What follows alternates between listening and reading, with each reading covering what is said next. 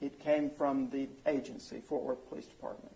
And so the personal history that you're reviewing from the Fort Worth Police Department, what kinds of information does that have that is helpful to you?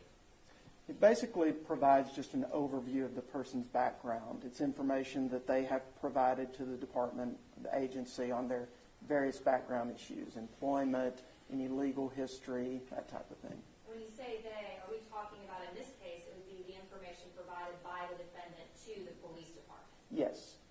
Prior jobs? Yes. Different types of, if there's been any issues in the past as far as any legal issues, any offenses, incidents, things like that? Correct. Where they went to school? Yes. All right. Past employment, past education, those types of things? Yes. All types of biographical information? Yes. So in this case, did you review the personal history information from the Fort Worth Police Department pertaining to this particular defendant? Yes. So after you reviewed that information, and you said that there are some other forms that are filled out, what other forms are filled out, sir? When they come to the office, they fill out an initial the consent forms for the evaluation. They fill out just a brief information sheet that lists their name, date of birth, phone number, email address, that type of thing. And did this defendant fill out your background information form in this case? Yes. We provide them with a background information form when they get to the office that they fill out before the interview. And so when they're filling that information out, are you looking over the information that's provided by the Fort Worth Police Department? Yes, or I've already looked over it before that time. So after they fill out the information, the background information form for your office in the lobby, what's the next thing they do? So the next thing they do is start in on the psychological testing. So they complete their psychological testing. Once they're through with that, then they see me for an interview. So let's go through the different processes for the psychological testing. Take me through the two different types of personality or psychological testing that is done. Sure. So in conjunction with the Texas Commission on Law Enforcement, they provide some standards with what type of testing needs to be done. In particular, they state that there needs to be at least one assessment of psychopathology or abnormal psychological functioning, and then also a test of normal or universal personality traits. So we conduct the testing of both of those things, two different type of tests. In this case, he completed the PAI, which is the Personality Assessment Inventory, which is a test of psychopathology, general psychological functioning, personality functioning. And then he also completed what's called the NEO-PI3, which is the test of universal or normal personality traits. So it's not looking at psychopathology, it's just looking by self-report how he assesses himself in terms of general traits, like how extroverted he thinks he is, how conscientious he thinks he is, that type of thing. Can you explain to us in more depth what psychopathology is? Psychopathology is just an abnormal psychological functioning. And those two tests, are those accepted as, are they required to have a general psychopathology as well as a personality test when conducting these pre-employment interviews for law enforcement? Yes, they are. Okay. And are these the most common that are used, the personality assessment inventory and the NEO personality inventory? I'd say they're definitely in the group of what's most commonly used. How are these two assessments conducted? Where are they done? They're done in our testing room via computer administration. So the items are on the screen, they're responding on the computer, it follows along as they go. About how long does it take to complete? Let's just first talk, is there one that's done before the other one? It doesn't have to be. Typically, they take the personality assessment inventory first with how our office administers them, but they can be done in either order. So let's just first talk about the PAI, the personality assessment inventory. The test that's determining the psychopathology of the individual, how long does that take? It's not timed, so it can vary depending on how long it takes a person to read the items and respond, but in general, typically around 45 minutes to an hour. And can you give us some examples of the types of questions or how this assessment is done? I can't give you the specific questions due to the publication issues, but I can tell you just in general, there are statements. Each item is a statement that you then respond to. So a statement might be something like, I enjoy spending time outdoors, or I enjoy spending time with my friends, or I have trouble sleeping. Just a number of various statements that you then respond to, whether or not for you that is false, not true at all, slightly true, mostly true, or very true. So there's a gradient that you can respond to for each item. And whether that's done before or after the NEO personality inventory, regardless, what is as far as the NEO personality inventory, how is that administered? The same way? Same way. It's a computer administration. Again, there's items that they respond to, that they have a range of responses. For that one, they're responding anywhere from strongly disagree to strongly agree. There's a range. And so overall, after these two assessments are done, is there a result of some sort that's given to you? Yes, there's a report for each assessment that's provided. Is that provided to you before or after you interview the defendant? Before. So I review the testing results before in case I want to review any of that or ask any follow-up questions with them. It's also required as part of the TCOL instruction that the interview has to come after the testing. And so overall, the personality assessment inventory, the NEO personality inventory, are both of those, would you agree with, based on self-reporting, whatever they answer, and then it's reported to you? Yes, but the PAI is a little different in that it assesses the extent, what we call validity or impression management. It assesses the extent to which a person is trying to present themselves maybe better than they are or with little faults, or if they're trying to present themselves as having more problems than is actually present. The NEO doesn't do that. And how are there those safeguards? How does that show up on a test? That somebody's trying to seem better or to seem like they have more problems? There are specific scales, what are called validity scales on that type of test, to where it analyzes their response pattern and it gives you a score to reflect how likely that kind of issue might be present or not. And depending the type of, I guess, the request given, whether it be pre-employment or maybe for court, have you seen that before where individuals will try to act like they have more problems or more issues? Many times. Have you seen where people try to also, I guess, fake the test out or over-exaggerate how good they are? Many times. Try to kind of fake out the test. There definitely can be some significant positive or negative impression management depending on the context of the evaluation, yes. And so the positive impression management, if you do see that, how do you make sure that the test is still valid? Well, there's a range of what's acceptable for that inherent in the test. So it interprets the level that that's at, and then it gives you some information in terms of if it's at a certain level, then the test is considered invalid. If it's below that level, then the interpretation suggests that you should interpret the rest of the test with some caution, that there might be some distortion here, but it's still able to be interpreted. So the test guides that. All right. And so whenever you did review the NEO personality inventory and the results and the PAI results, did you have any particular areas that you explored with the defendant during the interview? Yes. Let's start, is there one that you prefer to start with as far as whether the personality assessment inventory or the NEO? The personality assessment inventory is the first test that he took and the first test that I discussed with him, if you want to go in order. Yeah, let's go in order. Let's start there. And so did you discuss, what particular things did you discuss within the PAI? Well, given that there were indications from the PAI of grandiosity and some interpersonal difficulties, including that this person would likely to be seen as domineering or over-controlling, interpersonal difficulties related to that, that they might be someone, these profile types tend to be those who are very concerned with sort of the facade of superiority and not appearing passive or weak in any way. So those type of things, given that they suggested some possible problem areas, I asked him about those type of things. Will you define the grandiosity to us, please? Sure. Grandiosity is just an inflated sense of self. So an inflated sense of your own abilities, your own qualities, things that you see, like arrogance, entitlement, those type of things are what we think of with grandiosity. And what about domineering? Define that for us. So domineering is someone who tends to be overbearing or controlling of others. And superiority, you said with superiority. Describe that to us.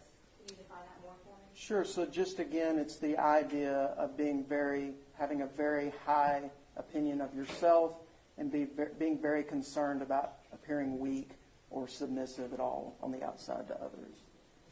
And so when you see these particular personality traits, what do you discuss with him?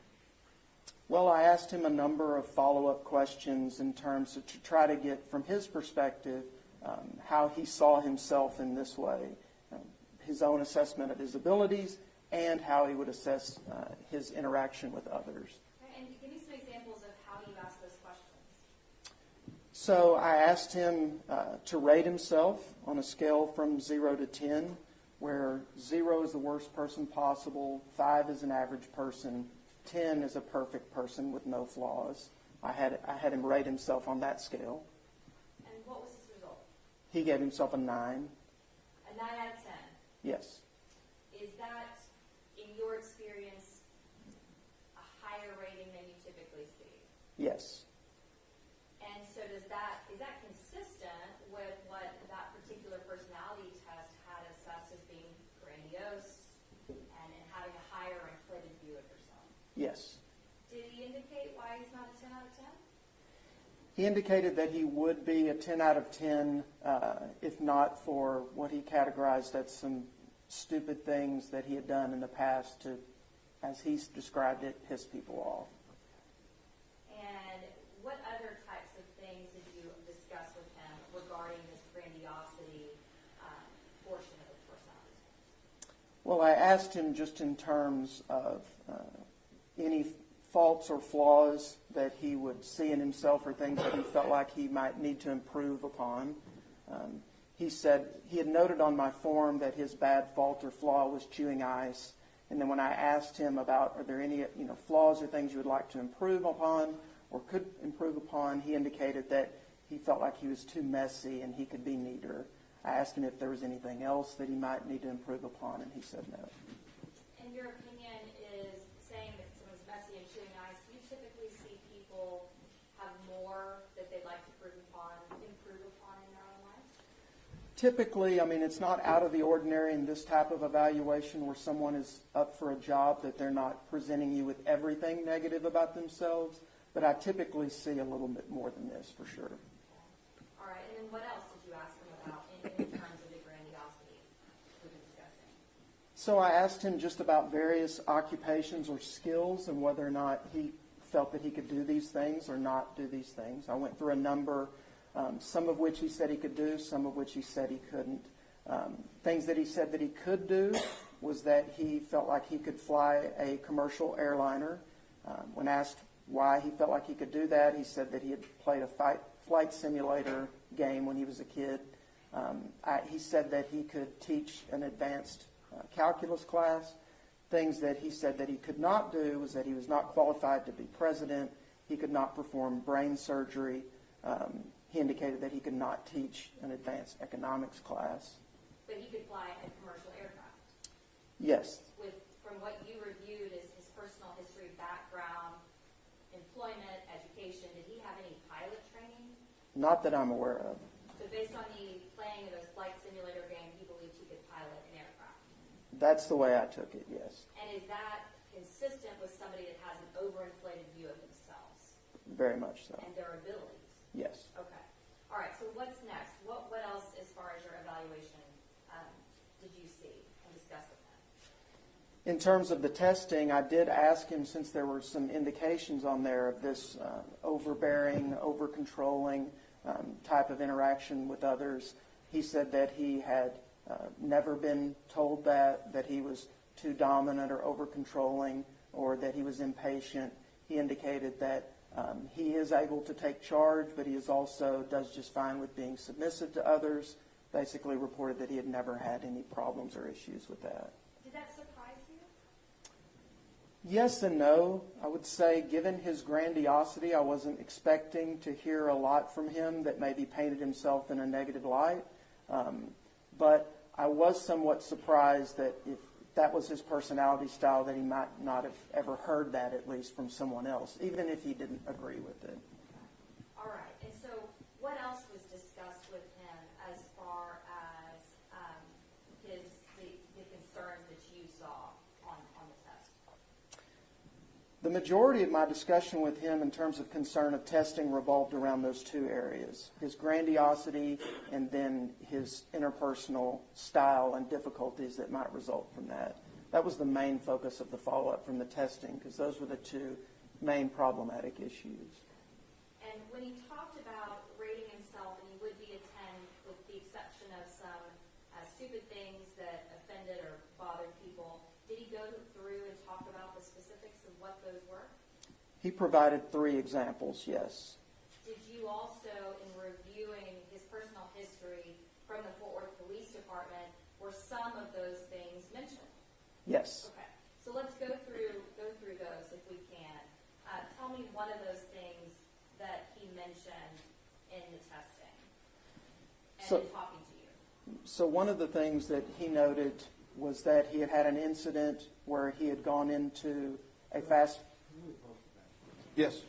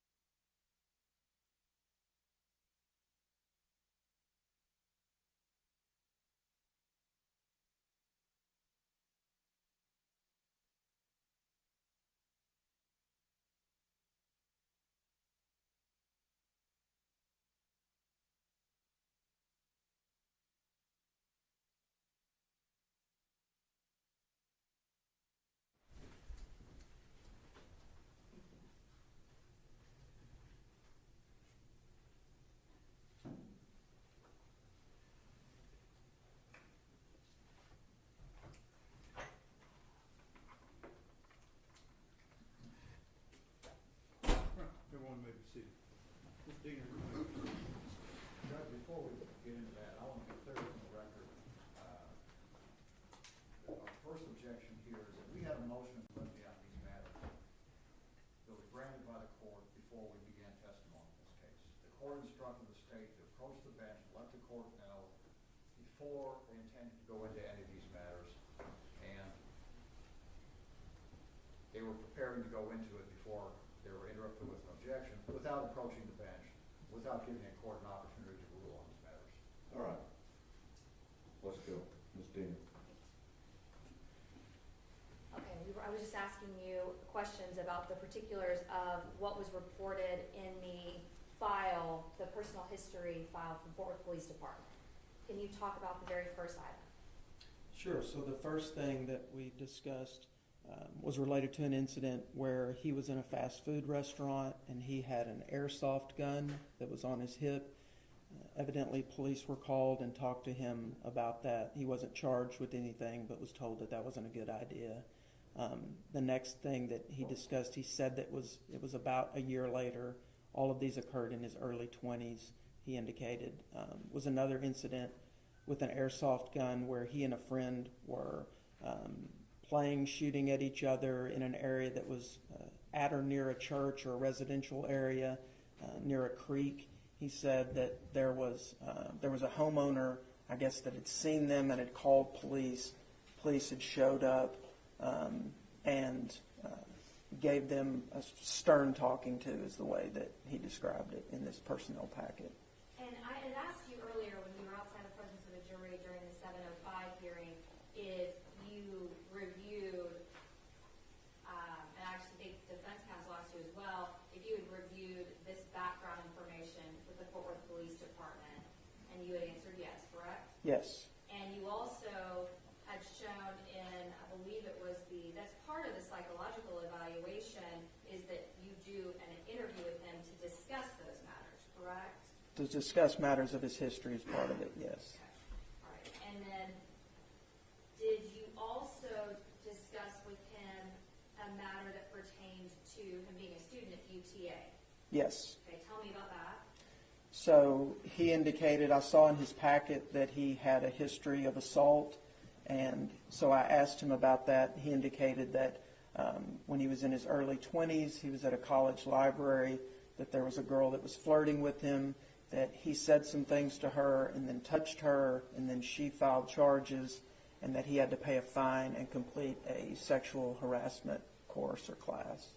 Now, was there a particular way that those different things, those incidences, in the way that he described them, that was consistent with what you had seen on these assessments? Yes. In what way, sir? I felt like that he was pretty flippant in the way that he described it. Would that be consistent with someone that has an overinflated view of themselves? Yes. Would that be consistent with the overall assessments, both of the assessments that you reviewed, with the way he responded to those incidences? Yes, and with the way he interacted with me as well. And when we were outside the presence of the jury, I didn't go through each one of these specifics, but the defense counsel asked you to go through and interpret some of your handwriting so that we could understand what you said on these pages? Yes. Okay. Is there some handwriting at the very back of the background information form? Actually, kind of handwriting all over, I guess, these 5 pages? Yes, there's handwriting at the end of that form of his, where there's his signature, and then the last bit is on the next page, where there's handwriting there as well as a part of the summary.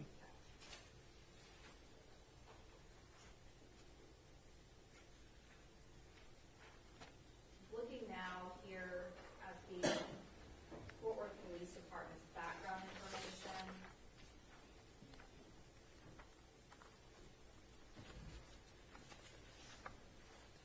did you also ask him about whether or not, or was it, I guess, provided to you that he had applied to other police departments before? Yes, and I asked him about that as well. And did he indicate whether he had ever applied to Fort Worth Police Department before? Yes.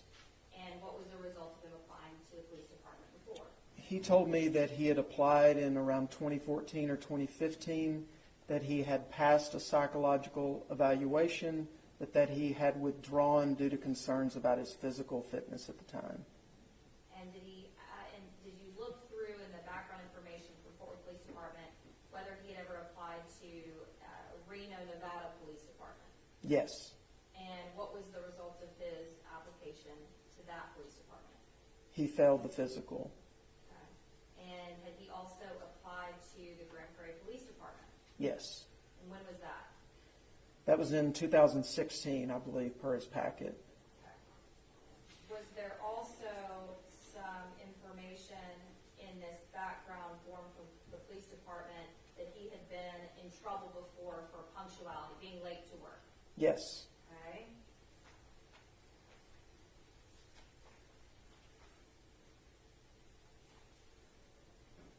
Was there also information about him having several traffic citations and several, I guess, a mention regarding his insurance, his auto insurance?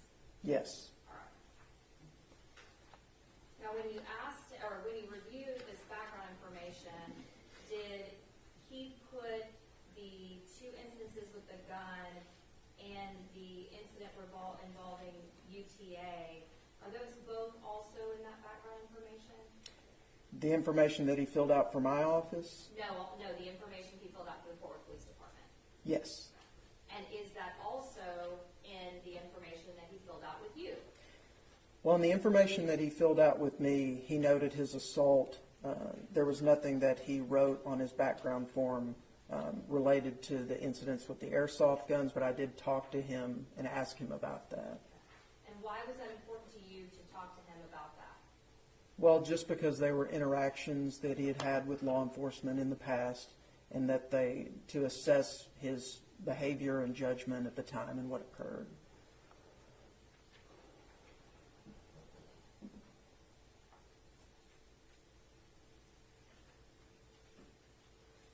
Did he provide the psychological evaluation from Fort Worth Police Department that he had said he had taken in the past?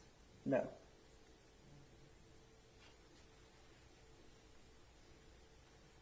If he had provided that to you, would that be a part of the file that you would have provided to me? Yes.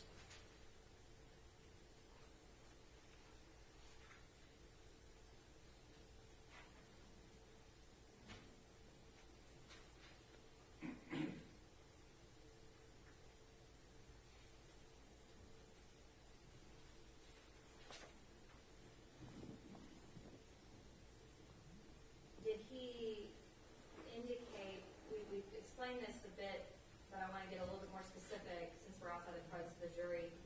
When he talked about the incident in college at UTA with a female, did he indicate to you whether she, the female, was being flirtatious with him as well? That's the way he described it. Did it appear to you that he was minimizing, or I guess you used the term flippant, minimizing or being flippant about this prior incident? Yes. Did these things that we've mentioned, specifically involving the guns and the incident with UTA, did those all appear to be consistent with someone that bears the same personality traits as this defendant? Yes.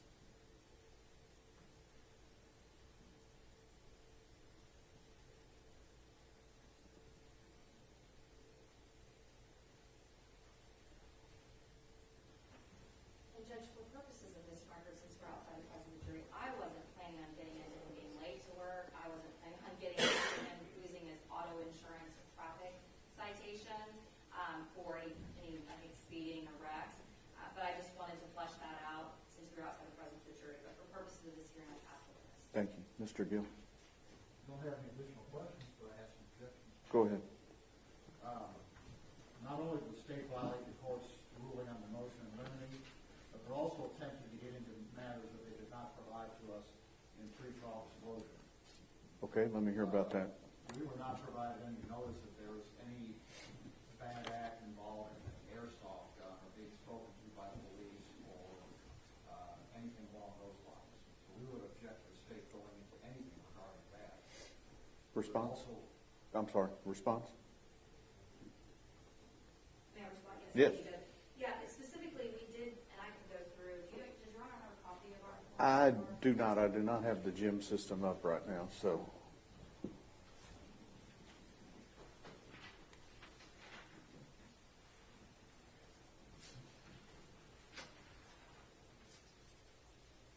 I can go through, it's actually quite lengthy, Your Honor, so I may need just a minute.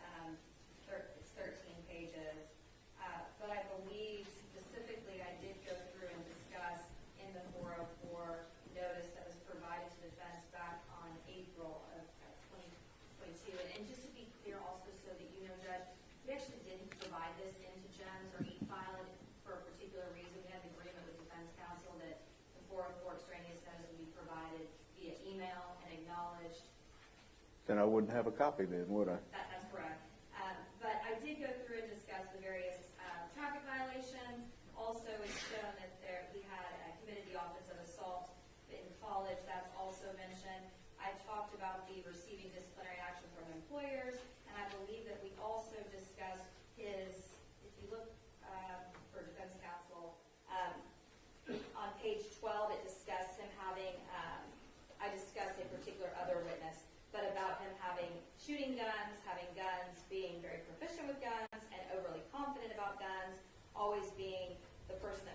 to protect others with his gun at the church. And I will probably just need a few more minutes, Judge, as far as if I gave into the specifics about the underlying incidences that are in the background report that this witness reviewed. I did give notice that he had failed the psychological evaluation and had those particular personality traits. Those are things that are all considered within that packet of information that he's testified about. All of that packet of information was provided to defense counsel, the background information, as well as this failure of the psych eval. That was actually ordered, that entire file was ordered by Judge Hagerman at this point, months and months and months ago. All right. I've got some concerns about the airsoft stuff. So I'm going to sustain your objection. Don't go into the airsoft guns with this witness. Okay? The UTA situation, that's fine. But the airsoft guns, stay away from. Well, I have further objections about this supposed GTA matter. All right. Go ahead. I didn't give that to you. That is that this witness can state his opinion based upon the same opinion that he's already stated based upon his testing and the other portions of his interview without going into the underlying facts of that incident. He reaches the same opinion based upon that incident that he reached upon his general overall testing and the other things spoken by the defendant, which is. So your objection is into the UTA deal is not the fact that the defendant was charged with that, but going into the underlying facts. Yes, sir. Well, and I don't intend to get, the only testimony, and by the way, we do intend on calling the victim of that particular case, and I think she'll be here, or may already be here. So we'll get into the specifics at that point. But as far as specifics, I mean, it is the information that the defendant told him, and it's part of what he was asking and trying to clarify on as far as what the results of the personality traits were, his minimization and flippant. I don't intend to get into anything more specific about what happened with this witness, with the exception of asking him with what he told you happened, a simple assault dealing with a female or an assault dealing with a female, did he minimize that? Did he appear to be flippant about that? And did he appear to indicate that she was also being flirtatious with him, which is consistent with why he believes it to be flippant and minimization of it. But I don't intend to get into anything more. All right. I'll let you ask very general questions in regard to Dr. Clayton's evaluation of his responses. Okay. I don't want him getting into the underlying facts because he's not a fact witness in regard to that charge. You have a further objection. So your objection would be overruled. That objection. To that objection, yes. We further object that any probative value of that matter is substantially outweighed by prejudicial effect, especially since this witness is already basing his opinion on other matters. That objection is overruled. You may have a running objection to that also. Are we ready for the jury? State's ready. No. Okay. I'd ask the court to inquire of Manuel Mata, MATA, is present in the courtroom. If they are, I'd ask them to be brought forward and sworn and placed under the rules. Is there a Manuel Mata present in the courtroom? There does not appear to be a Manuel Mata. What's your name, sir? Anthony. Anthony, what's your last name? Lassone. I'd ask Anthony Lassone to be brought forward and sworn in, Your Honor. Come up, please, sir.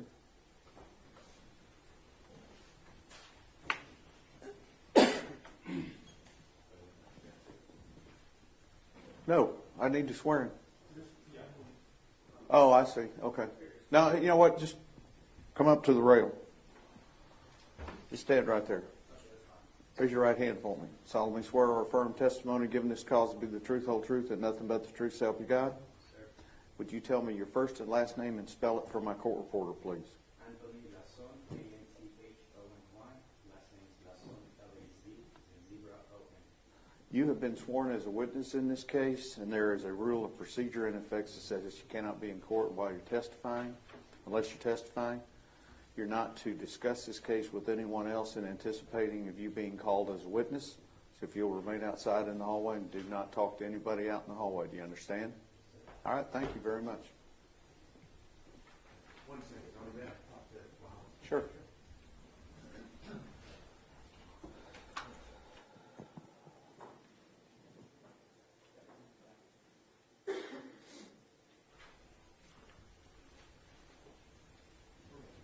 Everybody ready?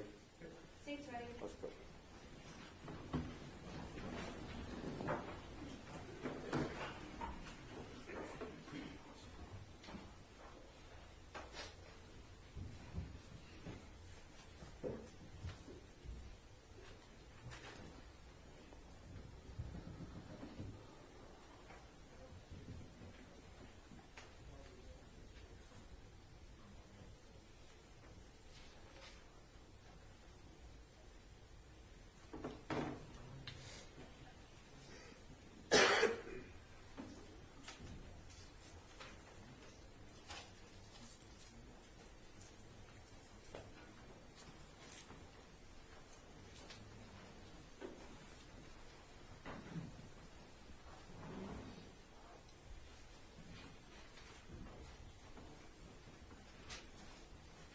Judge, just one more matter to finish real quick. Okay.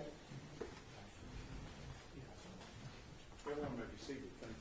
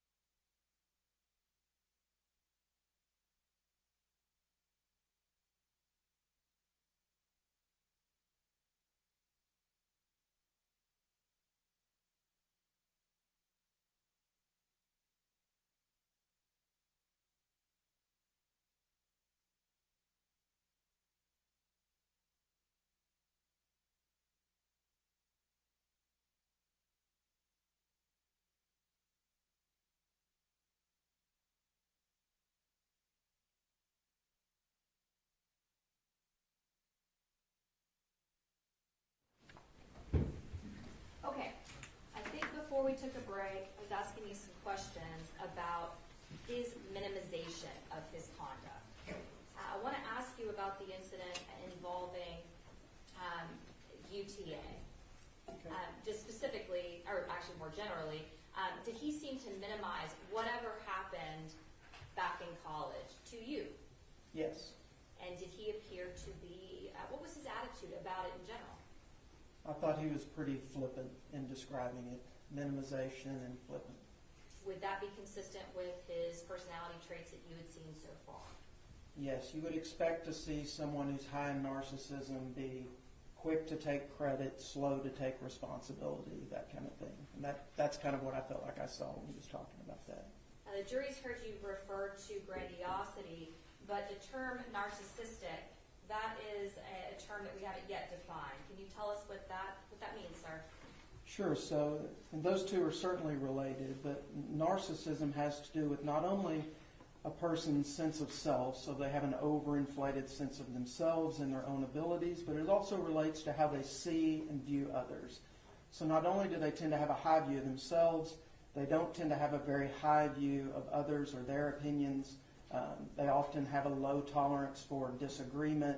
They tend to be overbearing or domineering with other people. They can be manipulative at times.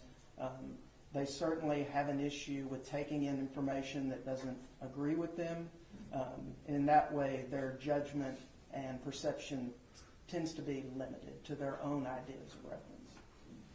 Now I want to move to the NEO personality assessment.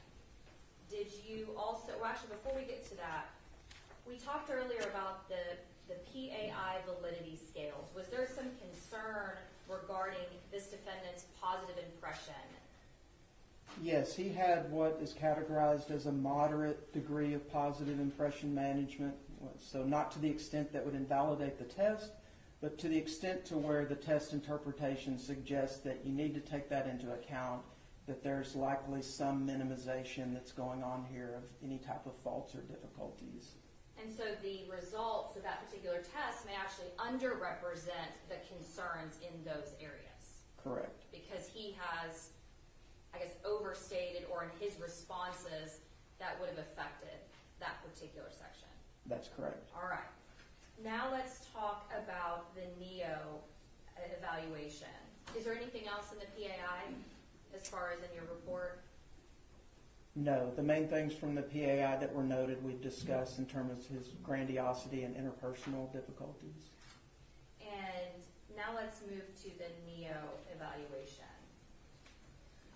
Or actually, let me ask you one question real quick about the particular clinical scale. Part of that personality test that we've been discussing, was there either a concern or at least a notation there was a moderate elevation in this defendant's aggression or verbal aggression?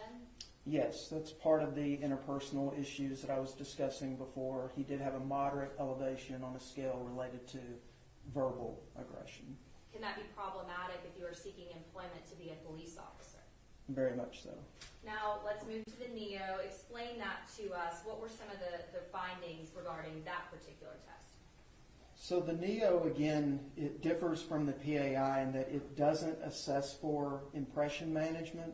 So if there's some indication that some impression management is going on, it really limits how much you can interpret this type of test beyond it just being their own perception of themselves as a self-report. And in this case, given that it did appear that he was exercising some positive impression management and some guardedness, there wasn't a whole lot to be gleaned from the NEO beyond the way that he saw himself. But it certainly was an indication of whether or not there's any psychopathology there or not. Okay. And so overall, was there, you mentioned earlier that the NEO doesn't have an ability to determine if there's some sort of over-representation, or I guess the self-inflate, or the positive impression, correct? That's correct. Okay. It doesn't measure for that. Okay. So then how do we determine that it is valid? Well, the validity on the NEO, it's not designed to measure its validity in that way in terms of impression management. It's designed to just be a self-report. So the validity on the NEO basically asks them if they understood the questions and if they responded honestly, and then it looks at how many responses they may not have entered. If there's a certain amount of items you don't enter, then the protocol is considered invalid. But it doesn't look at validity to the extent of impression management the way the PAI does. It's just designed as a self-report or self-reflection of how they see themselves on these personality traits. And so were the results of the NEO personality test consistent with the results seen on the other personality tests given? They were, in terms of, you did see some indication of grandiosity and then some interpersonal issues where this person might be more likely to be critical or antagonistic or domineering at times with others. So that, in that way, it was consistent. As far as your report, did it appear to be that he had indications of a forceful and dominant personality traits? Or Yes. style, rather. Yes. And we've heard you talk about domineering and dominant personality traits. Why is someone that has a forceful or dominant personality trait or style concerning for being a Fort Worth police officer? Well, in a number of ways. It certainly impacts their judgment and decision-making, but even more directly, it interacts with or limits their interpersonal functioning. So individuals like that tend to have a low stress tolerance, low tolerance for disagreement, not very good at conflict resolution with others, just interpersonal difficulties in general with others, being sort of critical or uncaring or unsympathetic to others. Those things are all issues that can be problematic in this type of job because you're dealing with others on a daily basis, both coworkers and the public. Was there mention to you involving his previous employment and seeking employment with other police departments? Yes. And did he seek employment in other police departments? Yes. Okay, tell me about that. Well, he reported that he had previously applied to this department, Fort Worth Police Department, the one he was seeing me for, in 2014 or 2015. He indicated that he had passed a psychological evaluation as part of that application, but that he had withdrawn due to concerns about his own physical fitness.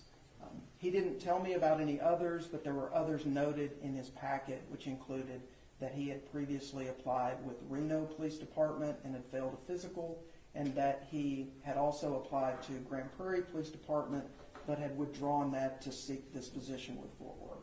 Now, if he had taken a psychological evaluation with Fort Worth, would that have been provided to you prior to your assessment? Typically, yes. If the agency has a prior evaluation, it's up to them what they provide, but typically we get that type of information. Had that been provided to you? No. Okay, and so the personality traits that you have discussed so far, are those traits that you would expect to diminish or go away over time without any treatment or intervention?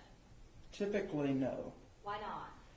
Well, because personality traits or structure tends to be, especially once you reach adulthood, tend to be fairly stable over time. You can see some changes in behaviors, things that you can address in terms of symptoms or behaviors, but one's personality structure, once it's established, doesn't tend to change night and day. You don't typically see someone that's highly extroverted at age 30 and then at age 40 they're all of a sudden very, very introverted, unless something big has happened, whether it be treatment or a life event or injury or something like that.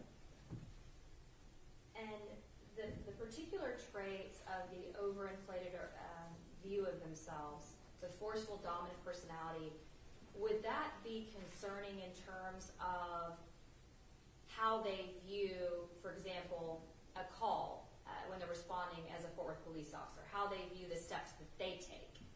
Yes. Objection, that's beyond the scope of expertise. Sustained.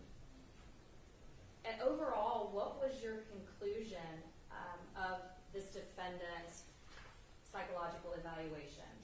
My conclusion was that he was not psychologically suitable to serve as a police officer, And why is that? because the results had suggested that he had a narcissistic personality style that would inhibit his judgment, decision-making, interpersonal abilities, and would make him more likely to engage in behaviors that could put himself and others at risk.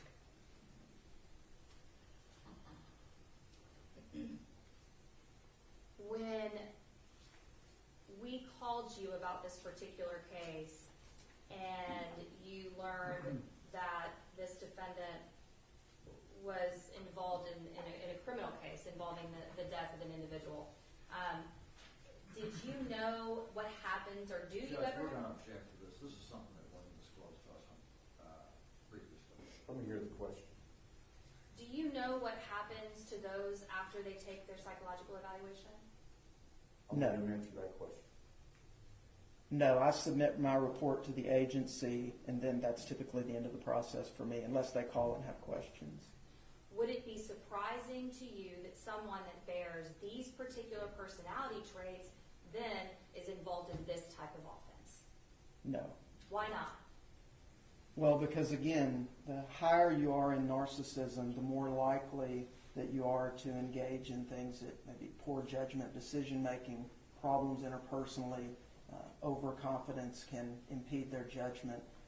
They can tend to be, the higher you are in this, you tend to be more reckless, less prudent, just in general. Well, and you mentioned earlier in your testimony that in order to be a police officer with Fort Worth, you have to get a passing psychological evaluation, correct?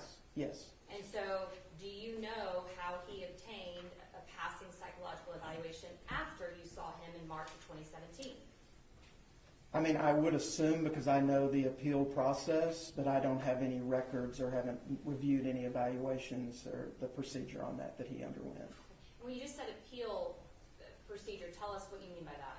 So just in general, typically the way this works with an agency or department in Texas is that if a person does not pass a psychological, then they can appeal, and as part of that appeal, they see a panel of 3 psychologists, psychiatrists, or doctors who are able to evaluate this. If all 3 of those psychiatrists or psychologists unanimously say that this person is psychologically suitable, then they can pass and move on from that. If not, then the process stops from there. And in your opinion, are there, when you say that he does not appear to be psychologically suitable, do you have characterizations of whether you can pass or fail a psych eval? It's a judgment based on the evaluator, but there's not a test score or anything like that where there's a cutoff. It's just my judgment based on the assessment and the job description of what's being asked for here. Are there times when there is a clear, I'm going to use the term pass, but clearly that they are suitable for the employment, and times that it's very clear they are not? Yes. Are there also a category where they might be a little bit in the middle, where there's a little gray? Maybe they could, maybe they couldn't. You have some concerns, but they might be okay. Yes, I would say that's where these tend to fall in those 3 categories. Where did he fall? He falls in the clearly not suitable. I'm going to pass the witness check. Cross-examination. Dr. Clayton, if I said that the practice of psychology is highly subjective, would that be a fair statement?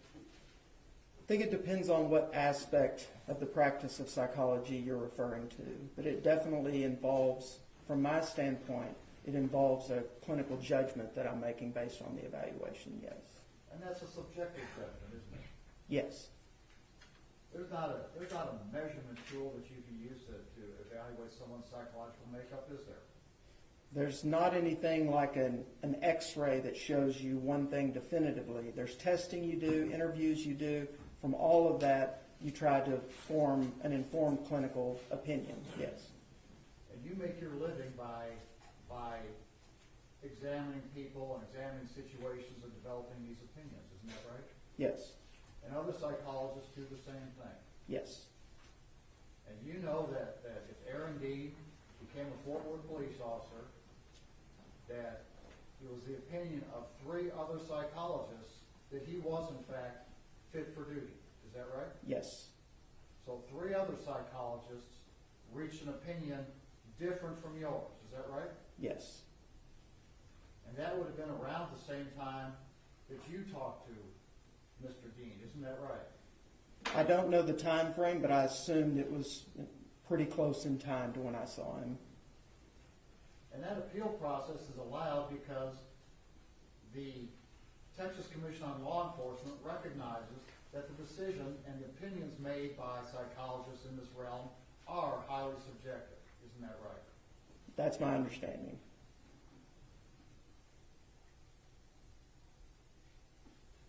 So is that the only time that you've ever talked to Aaron Dean? Yes. You didn't ever see him before that? No. Did you ever see him after that? No.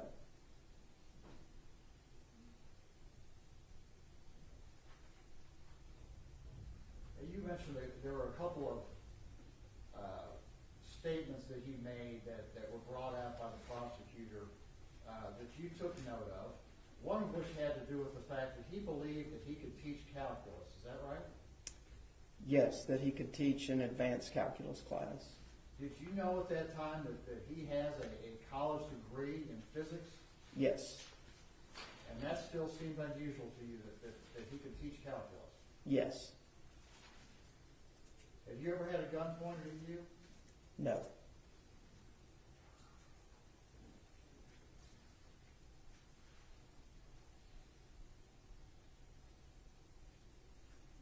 The matters that you talked about here today in front of this jury, one of those matters had to do with an alleged incident that took place at UTA. Is that right?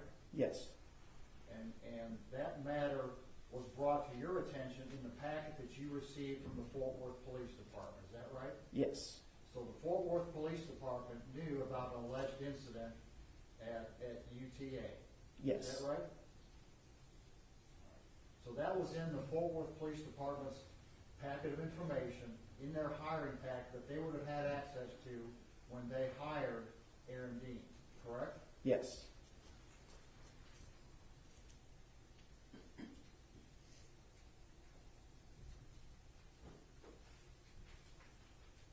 We pass the witness.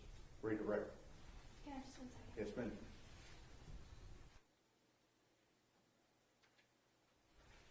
We don't have any questions, Your Honor. May Dr. Clayton be finally excused? No objection from the state. Subject to recall. If you're available as soon as you have that. Yes, sir. Thank you.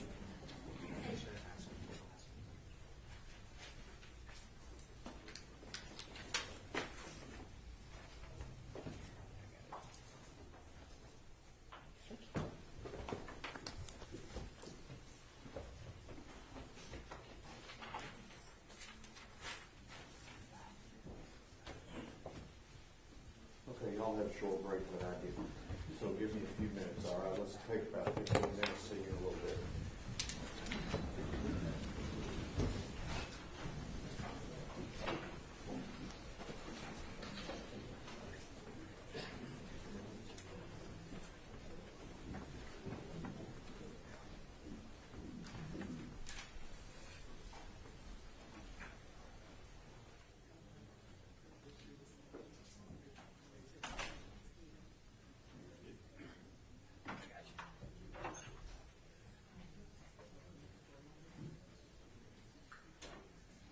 All right, we'll start at 10:25, everybody. 10:25.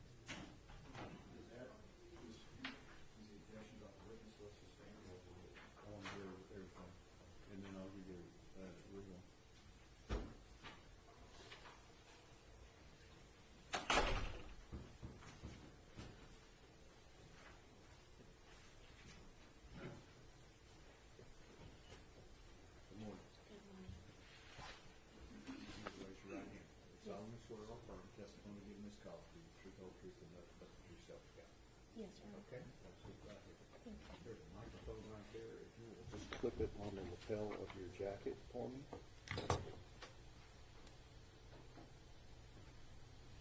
And the problem with long hair, a lot of times it hits the microphone. All right, so do what you can to keep it back behind you. Yes, All sir. right? Yes, sir. All right.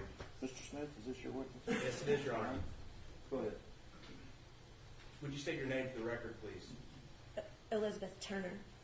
And Ms. Turner, where do you live? I live in Fort Worth, Texas. And what do you do for a living? Without telling us where you work. I work in financial services. I am a director at a financial firm. I work in our project management office. And what did you do before you worked as a financial manager? I have been a project manager Right. for the bulk of my career And at the what- intersection of technology and finance. And where did you go to school to get this job? My alma mater is the University of Texas at Arlington. And when did you go to school at UTA, as it's known? I enrolled in spring of 2001, and I graduated in 2006 with my baccalaureate and my first master's degree. And what did you study? Information systems And in the College of Business. while going to UTA, did you meet a person named Aaron Dean? Yes, I did. Do you see that person in the courtroom today? Yes, I do. Would you point to that person and describe what he's wearing? Aaron Dean, the gentleman seated in the suit at the end of the table. May the record reflect the witness identified the defendant in open court. The record will so reflect. How did you meet the defendant at UTA? I met Aaron Dean when I was about 16 or 17 years old. I founded and led a student organization called Homeschool Graduates at UTA. Aaron was a member of the organization, and that's how we became acquainted. May I have one moment, Your Honor? Yes.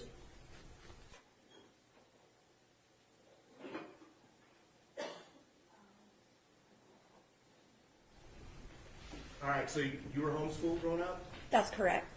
And so what was this club again? The student organization was called Homeschool Graduates at UTA. Why form a club for homeschool graduates? Well, there were several of us in the Honors College. We had become acquainted, and we felt that it would be a good idea to organize. It gave us an opportunity to connect with one another and share resources on campus. Many of us had not experienced much formal schooling, so it was a nice way to meet one another and find opportunities to become more involved in campus life. How many people were in this club? At the time that we founded, we required a minimum of 15 to 20 members to join. The organization lasted about a year. We decided to disband after about a year because most folks had found other enrichment activities, and I was very busy involved with Student Congress and other activities. So what kind of functions or things y'all do in this club? A lot of it was tangential to other activities that were happening in the Honors College. So each of us, as honors students, were required to complete additional duties in our coursework, and so we would talk about events on campus to attend, or lectures, or sharing study tips with one another. It was really just meant to kind of be a support and resource group. Around November of 2004, did you have an incident with the defendant that happened there at UTA? Yes. Would you please tell us about what happened? Yes. On November 18th, 2004, it was a Thursday. I had morning classes in the College of Business, accounting and systems analysis and design. My coursework ended about 11 a.m. that morning, and so typically I wore a suit to my classes, and I would change into more casual attire and go find a place to study on campus. My favorite place to study was the Honors College Library in College Hall. It's now known as the Carolyn Barrows Reading Room. So typically after I changed clothes, I would walk from the College of Business Administration to College Hall, and I would enter through a side door that led directly into that reading room. So that day, I walked up the steps to the side door as I typically did, and I would tap on the glass of that door if I saw someone inside who could let me in. That day, I saw Aaron Dean in the room, and as I tapped on the glass, I saw that he was seated at the computer corral using one of the computers, and he quickly closed what appeared to be a browser window. It looked as though I couldn't be 100% sure what he was looking at, but it appeared to be like pictures of scantily clad women. He came to the door and let me in. I walked through the door. I set my bag. It had my laptop and my suit in it on a club chair just next to the door, and I walked into the room. There were a lot of conference tables and chairs in the room, and on one of those tables was that morning's edition of the Shorthorn, which is the campus newspaper at UT Arlington. I leaned over the table to look at the day's headlines, and as I did so, Aaron Dean came up behind me, and he wrapped his arms around my torso, and his hand grazed underneath my breast at the cup or the cradle of the brassiere that I was wearing. As he did so, he leaned into my ear and he whispered something to the effect of, "Does anyone know how great you are?" I believe that's what he said. I was really confused by this. I didn't understand why he was doing that. I pulled away from his attempted embrace, and I walked over to the chair where my bag was sitting, and I sat down in that chair. At that point, another individual walked into the room. It was someone that was also known to me, a friend of mine, and so we engaged in conversation briefly. And while I was speaking to this third individual, Aaron came and sat down on the chair next to me. So I'm sitting there with my laptop in my lap, and my friend left the room. And at this point, Aaron engaged me in conversation, and he asked me a question about a ring that I had on my finger. I reminded him that, because I was sure he already knew, but I reminded him that ring was a promise ring that was given to me by my boyfriend at the time, who was studying at the University of Chicago. And Aaron said, "Well, that's too bad, because he really wanted me." And I realized at that point that he meant this in a kind of sexual manner, suggestive manner. And so I was a little taken aback. I asked him how long he felt that way, and he said probably since he had seen me at a student leadership banquet earlier that year, and he mentioned that I was wearing a dress that he really liked because he could see the tops of my breasts in this dress that I was wearing. And when he said that, he reached over in his chair and he took his finger and he placed it on my right breast, and he traced the outline of my breast with his hand on my body, touching me over my shirt. I I spoke up at that point and said, "This is very inappropriate. You're making me uncomfortable. You know, this is not. Please, you know, please don't touch me." And he asked me not to tell anyone what had happened, and I was very upset, so I left the room. I made a phone call on my cell phone to my boyfriend in Chicago. I asked him for advice what I should do.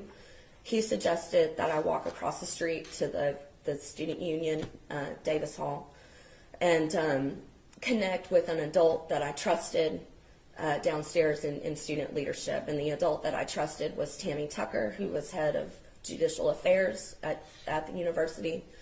And Tammy advised me that I should take a ride with one of her staff to the campus police department. And so I did. And so I made a report. And I believe Aaron was issued a citation for simple assault. The citation reads, unwanted and provocative physical contact.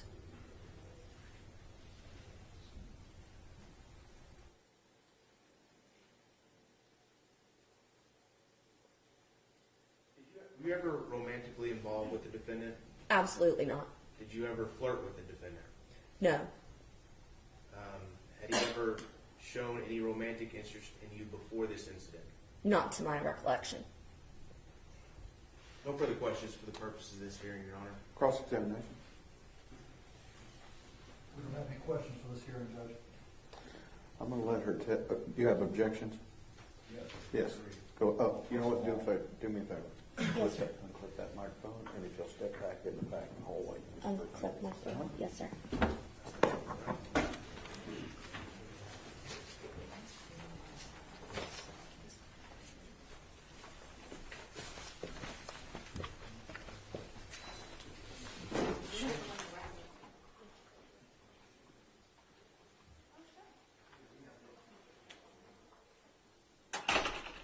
Mr. Gill.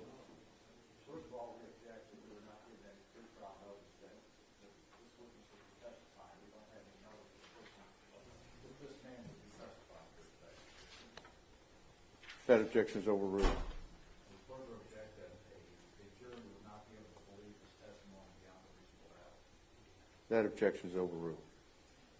But I do have a limitation. I don't want her, she was not sure about what she thinks she may have seen on the laptop. Okay. Don't go into that. Yes, sir. May I have a moment? Absolutely. And we are going to put this on the record. Excuse me, Mark, this refers to the record.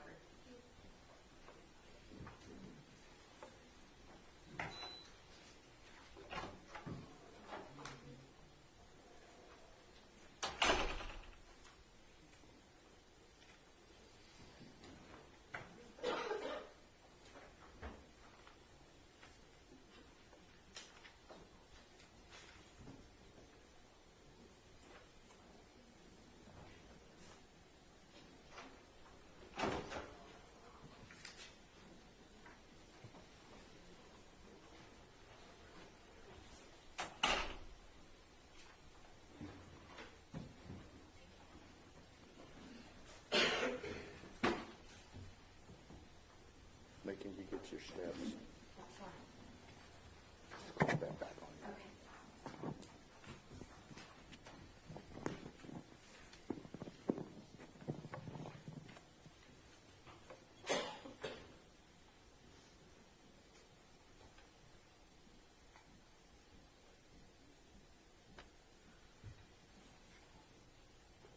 Ms. Diener. Thank you, Your Honor. For purposes of just the record only, we plan to offer State's Exhibit 126, which is all the incident report, as well as statements, some additional information, all provided us from regarding this UTA incident. This has all been provided to Defense Counsel. That's State's Exhibit 126, and I'll show them a copy in just a second. State's Exhibit 125 is a disclosure that we have provided via email to Defense Counsel prior to trial, and I can get the specific dates on that as well. It would have been in October of 2020. It would have been in October October of 2021. And included in State's Exhibit 126, it indicates the full name of this particular witness, which is referenced in our witness list that was filed back in November of 2021. It specifically says KS, formerly known as ETC, provided reported TSP for full name. Included in State's Exhibit 126, it goes through and has a Elizabeth Catherine Sykes mentioned multiple times throughout the course of the report. And somebody provided. Motion to Dale. I'm listening. And so we'll offer those 125 and 126 for the record only. Any objection for purposes of the record?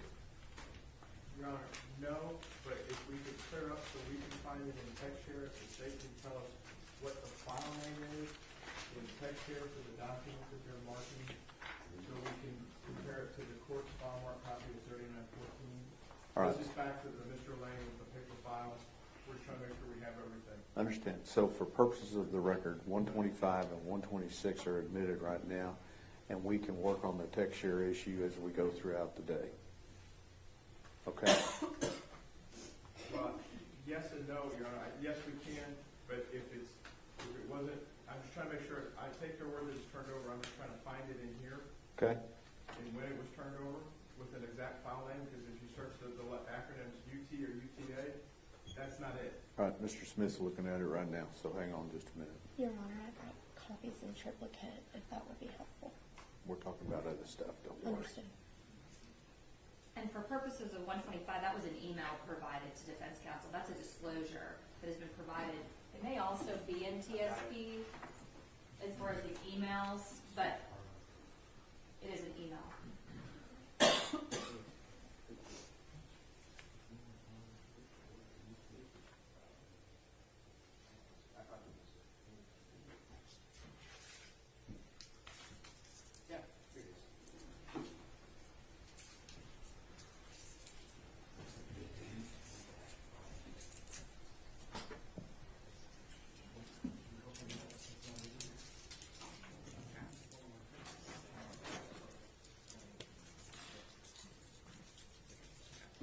I've got an info all in my pocket. Okay. Understood. And is defense counsel satisfied with what's been provided in TSP now that he's had opportunity? Hold on one second. No. Okay.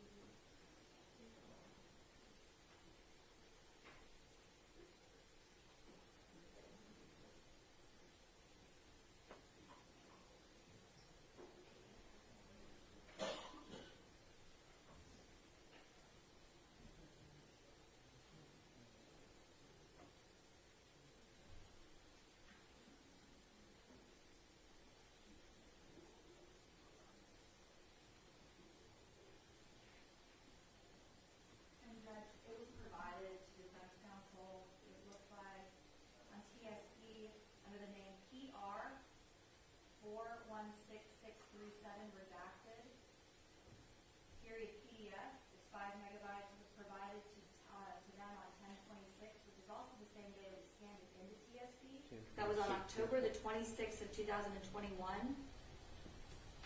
And so it's going to be a part of the 3914 paperwork as well. It's not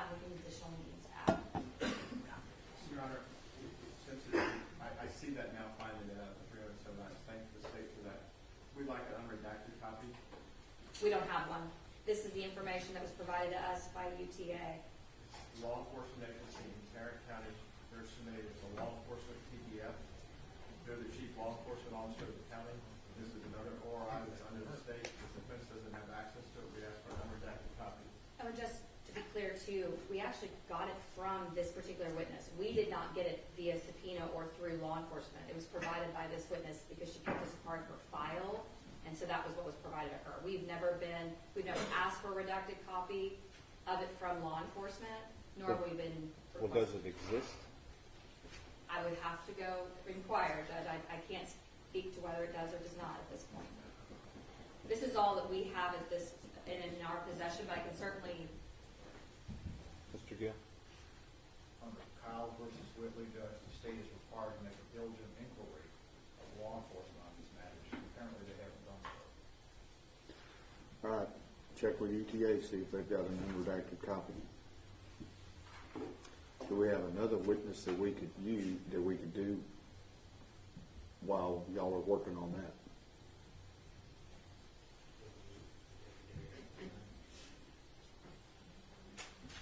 We just have a Darius Carr as the only other witness, Your Honor. We wanted to kind of do him last, if that's okay. Yeah, we can make the phone call right now. All right, let's be in recess until we'll be in recess until y'all give me some information, okay? All right. So, you want to take that microphone? Thank you.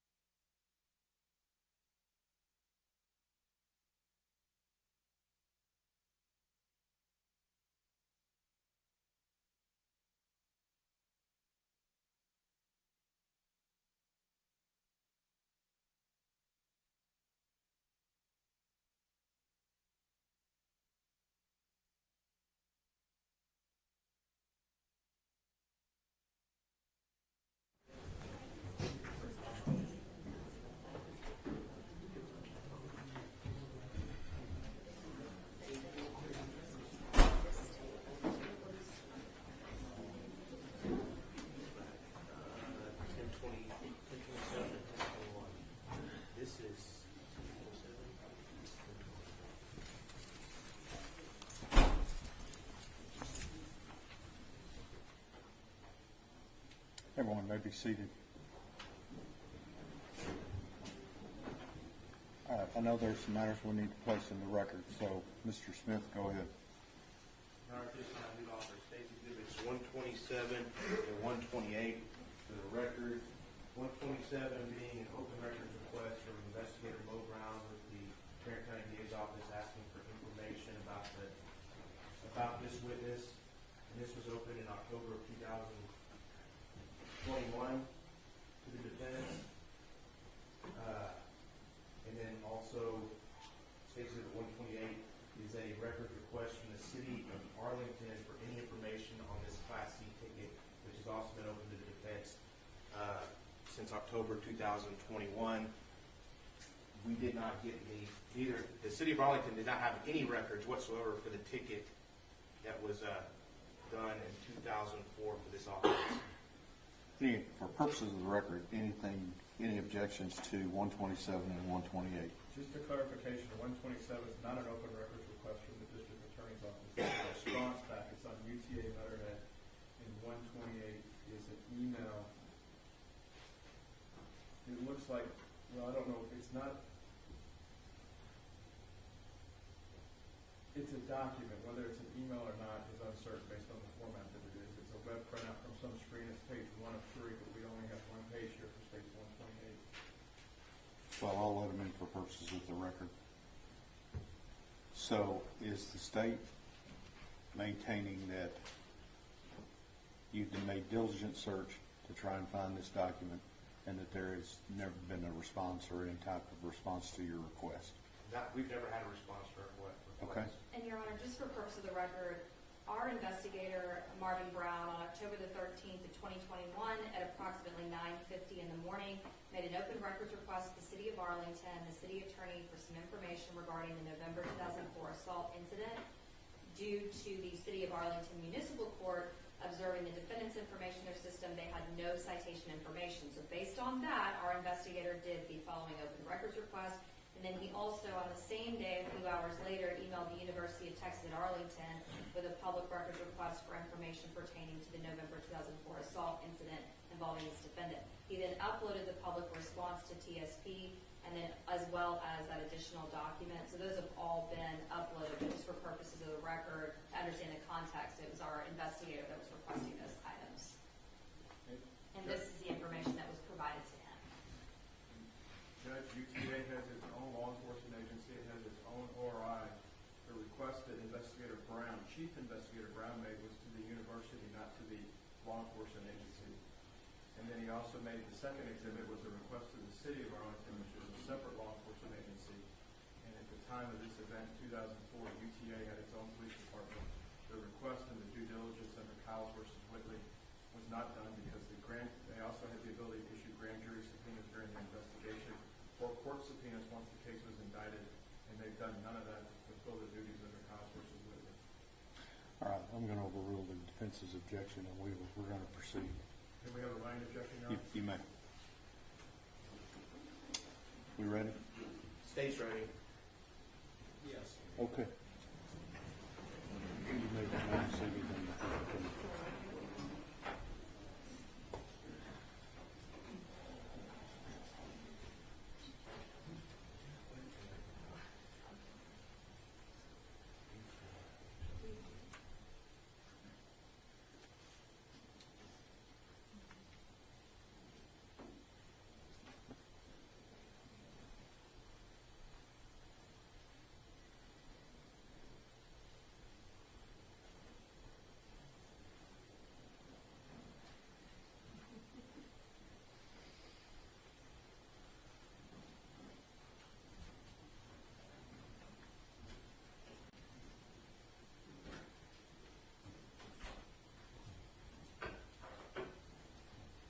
All right, everyone may be seated.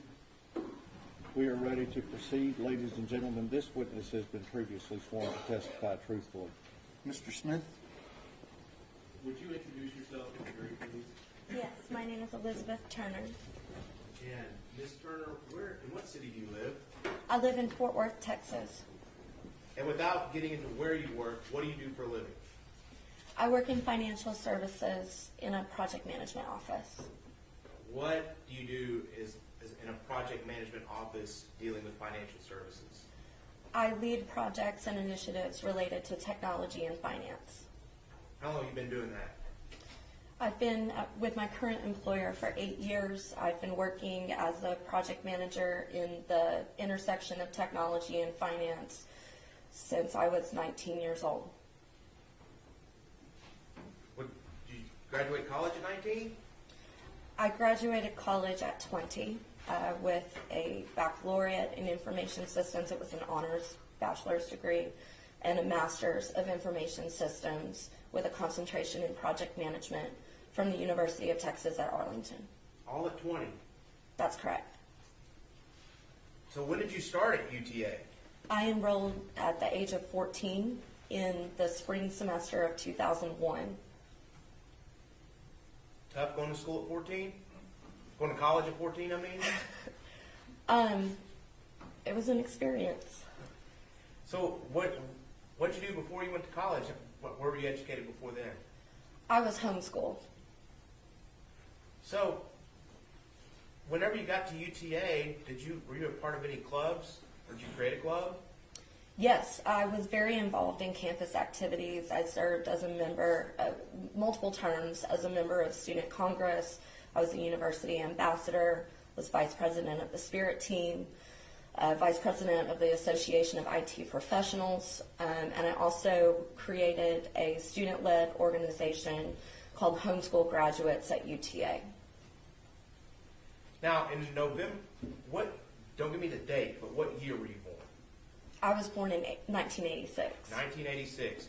So November of 2004, you would have been 18? That's correct. Do you recognize someone in the courtroom you know as Aaron Dean? Yes. Would you point to that person and identify him for the record? The gentleman standing. May the record reflect the witness identified the defendant in open court. Record will so reflect. How do you know the defendant? I was acquainted with Aaron Dean when he became a member of the Homeschool Graduates at UTA. And what were the homeschool graduates of UTA? The Homeschool Graduates at UTA was a student-led organization. We petitioned the university with signatures of about 20 members to become official. Once we had achieved official status, we met at intervals in the Honors College to acclimate to the college experience together and share resources about campus life, time management, and study skills. And so was the defendant a member of that club? That's correct. He was one of the members. Did you know him very well? I saw him at intervals when we would have club meetings, occasionally various honors college events on campus. So, did something happen in November of 2004 with you and the defendant? Yes. And what happened?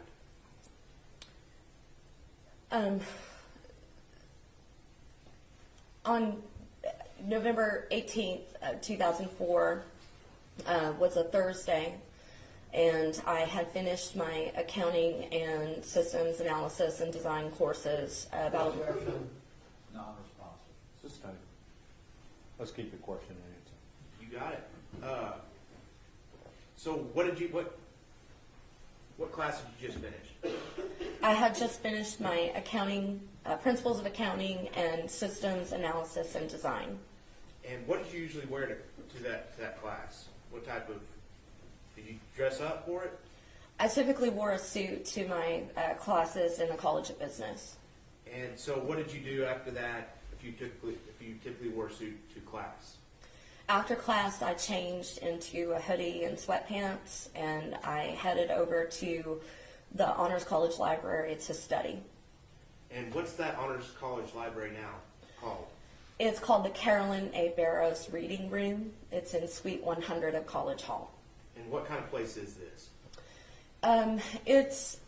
It's a quiet place where students can study. In 2004 it was. There were lots of like conference tables with seating.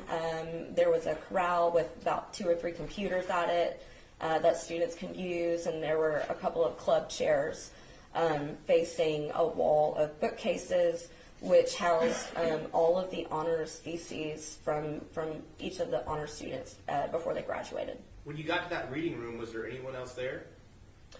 Yes, Aaron was seated at one of the computer corrals. What did you do once you got into the reading room? When I came into the reading room, I thanked Aaron for opening the door for me. I placed my laptop bag on a club chair just next to the door, and I walked to one of the conference tables where that morning's issue of the Shorthorn lay open on the table. And what happened after that?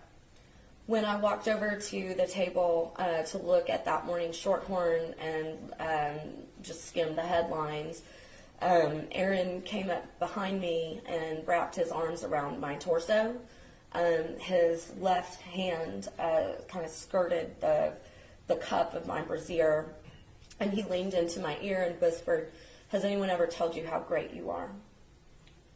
Were you romantically involved with the defendant at this point? Absolutely not. Had you ever been romantically involved with him? Absolutely not. Had you ever shown any interest in being romantically involved with him? No. In fact, I had a boyfriend and was wearing a promise ring from my boyfriend at the time. What did you do after he whispered in your ear?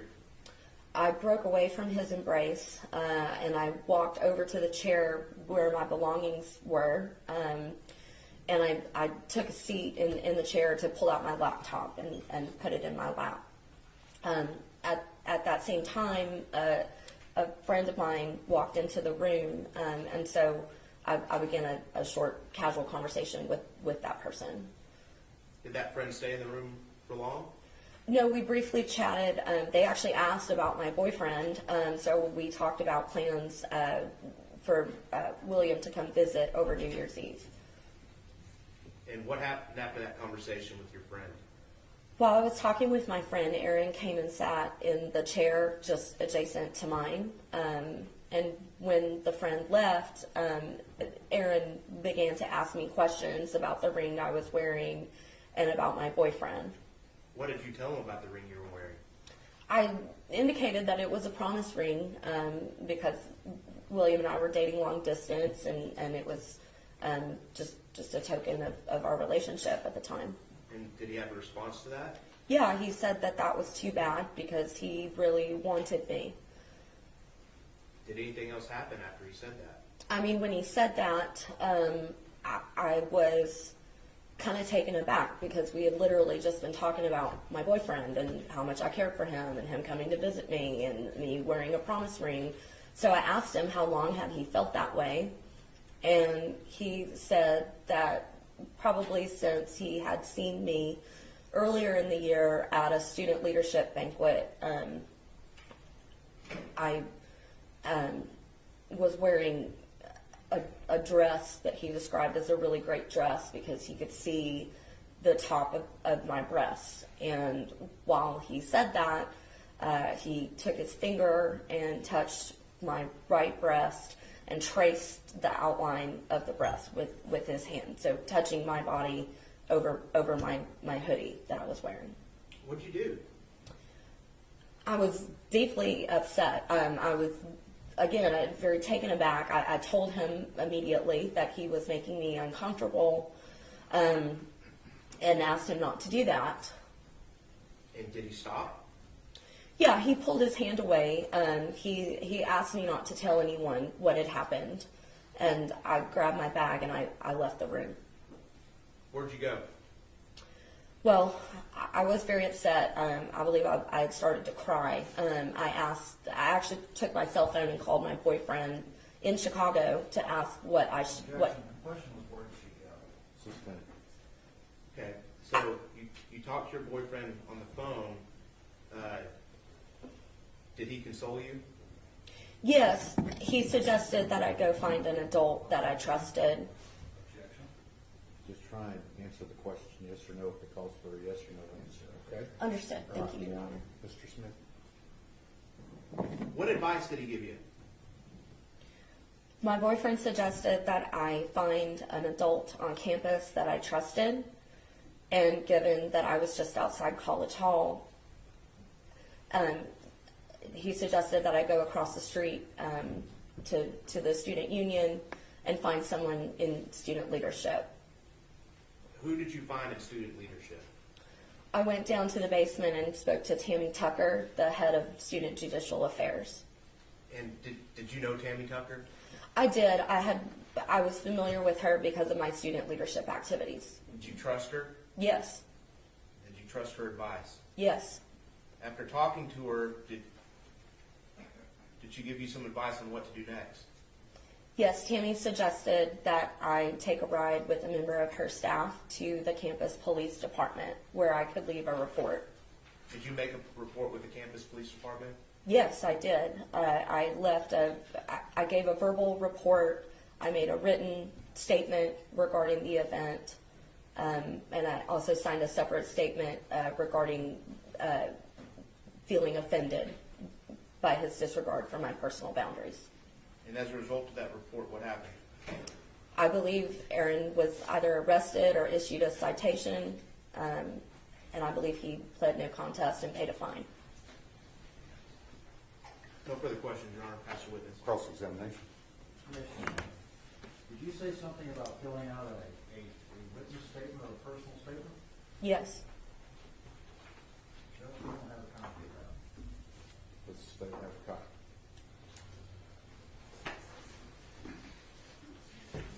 It was provided via TSP to the defense. We can give another copy right now.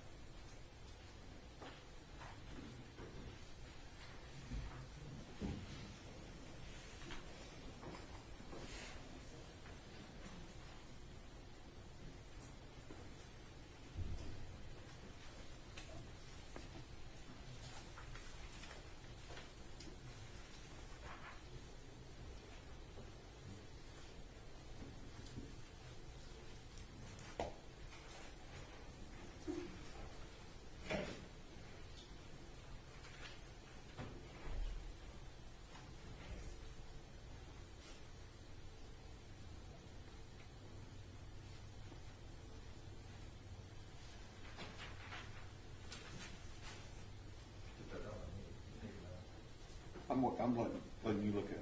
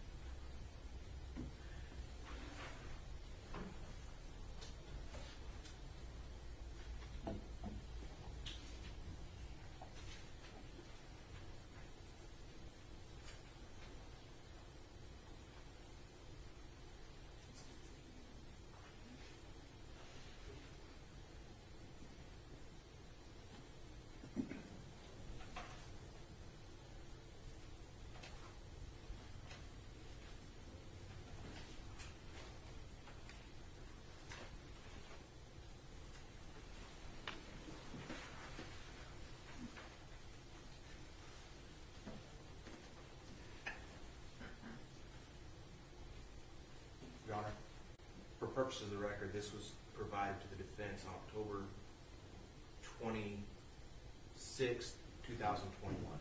Thank you. On TSP. All right.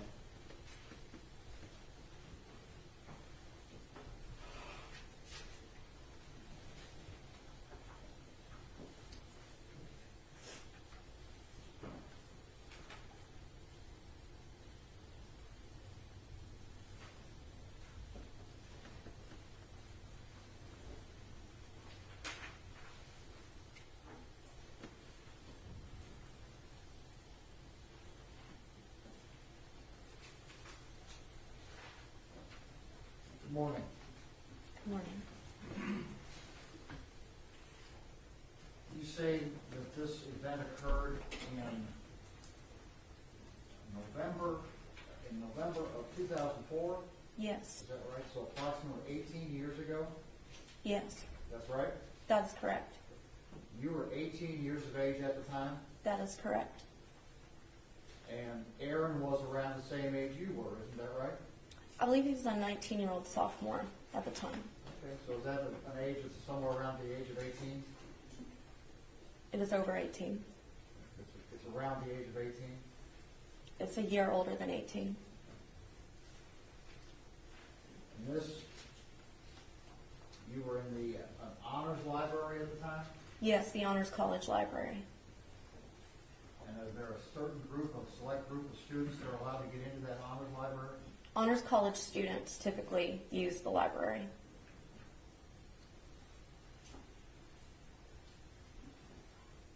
The group, the homeschool graduates group that you were involved in, Yes, I founded the group. founded the group. Aaron was a member of the group. That is correct. And isn't it true that one of the reasons that group was founded is because kids that are homeschooled have some adjustment issues that kids that go to public schools or private, more formal schools don't have, isn't that right? I would, yes, If there's some adjustment issues that have to do with the way you structure your day, perhaps. but also some issues that have to do with social adjustment, is that right? I think there are a variety of challenges that are unique to homeschool graduates attending a formal university for the first time. And it's one of those issues of social adjustment. Campus life and experience would be one of those aspects. Okay, so my question was socially, do kids that have been homeschooled have social adjustment issues? What's your answer for that question? As a former homeschooler myself, I would be a bit reluctant to claim that homeschoolers are socially maladjusted. I didn't say socially maladjustment. I said that they have adjustment That issues. homeschoolers would have social adjustment issues. Okay. So when you were homeschooled, how many kids were in your class? Typically a class of one. When you got to UTA, how many kids were in the class? Typical class. In my first college class, computer science ethics, there were over 100 students in the class. Okay. Pretty big difference, right? Yes, Now, you wrote out a 5-page statement for the UTA police, is that right? that is correct. And isn't it true that in that statement that you told them that Aaron had traced over your breast, is that right? That's correct. And that you told them that what you told him at that time was that was very flattering, but that he was making you uncomfortable. That's correct. And something else that you kind of left out earlier was that he apologized to you, didn't he? He did.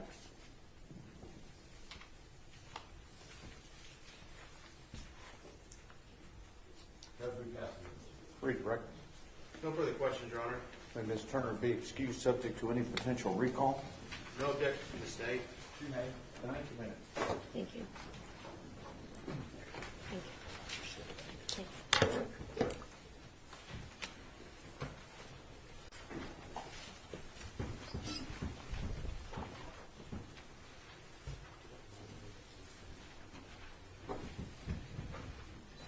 State calls it Darius Carr.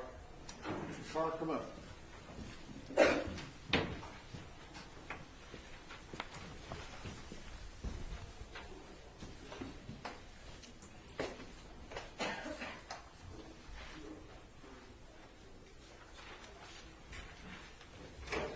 Ladies and gentlemen, this witness has been previously sworn to testify truthfully. Mr. Smith?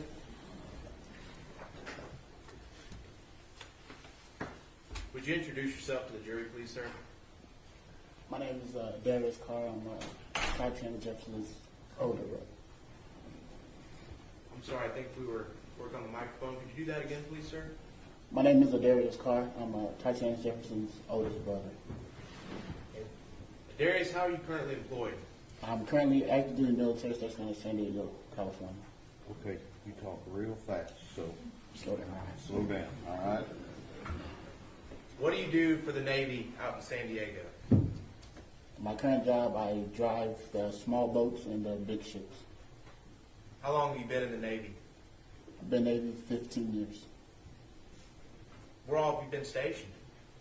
My first duty station was Yokosuka, Japan, followed by Suda, Greece, Norfolk, Virginia, and then San Diego. Where'd you grow up? Dallas, Texas. And could you tell us who's your mom? My mother's name is Yolanda Carr. And when you grew up, how many sisters did you have? I have 3 sisters. We call ourselves the 18. My mom calls 18. My oldest sister's name is Ashley. I'm the second oldest, Darius. My sister after me is Amber, and my baby sister we call her Tatiana. Atatiana Jefferson was your baby sister? Yes, sir. Were you close with her? Very close. She was my best friend, I would say. What made y'all so close? Being the only boy in the family full of women, she was the tomboy. She was the one who, if I was playing basketball, she was playing with me. If I was hanging out with my friends, she was playing with me. Video games, I'm pretty sure I'm the reason she started playing them. Where did you go to high school? I went to high school at John Horn in Mesquite, Where did Tatiana go to high school? Duncanville. What did she do after she graduated high school? She made up her mind to go to Xavier. Who couldn't tell anything different. She wanted to go to state. She had to go to Xavier. Where's Xavier? That's Louisiana. What was she going to study? She always wanted to be a doctor. I've never heard her say anything else. School was super easy for her.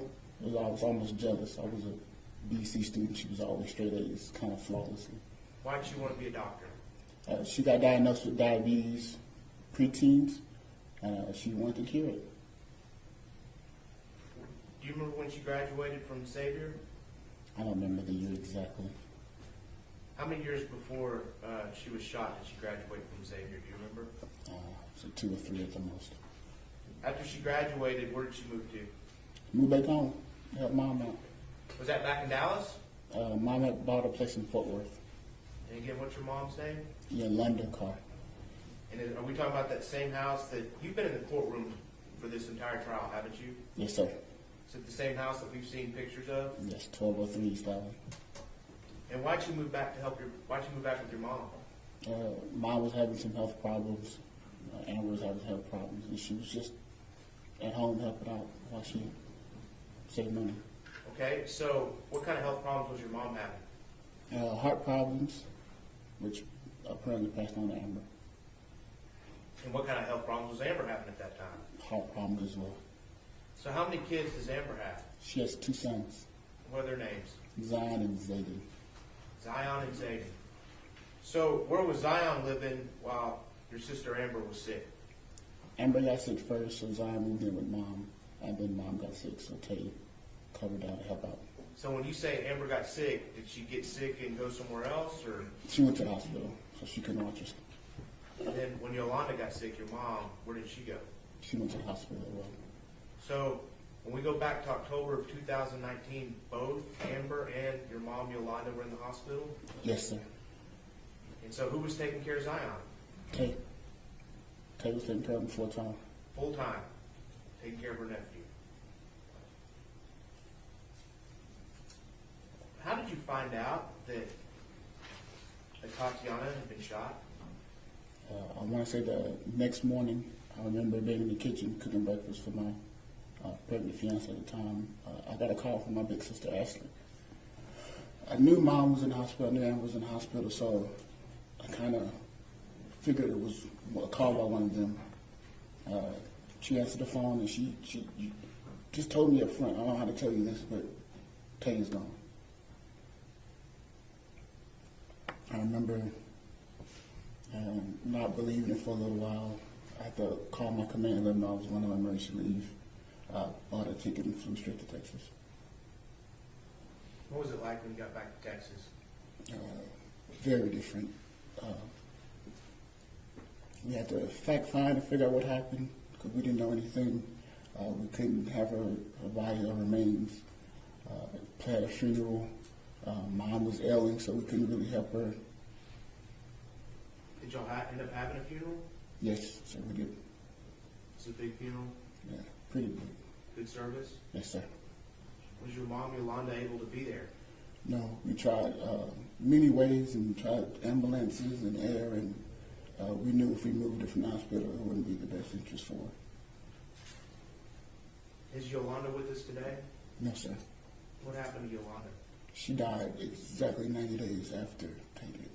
In the hospital? Yes, sir.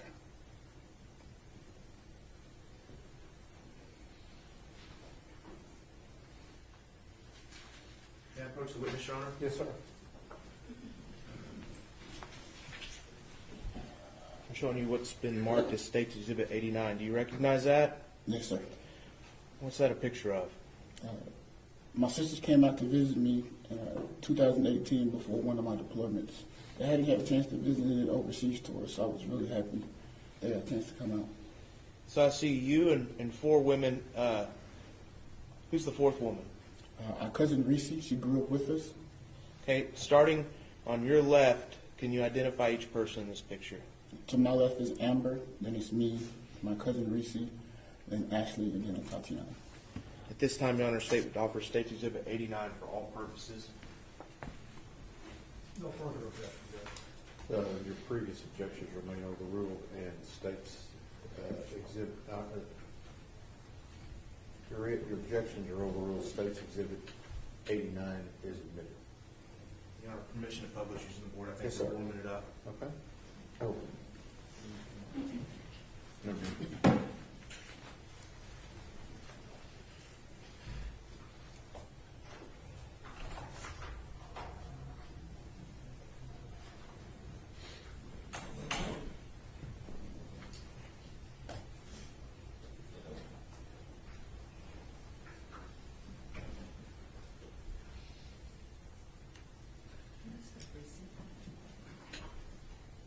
All right.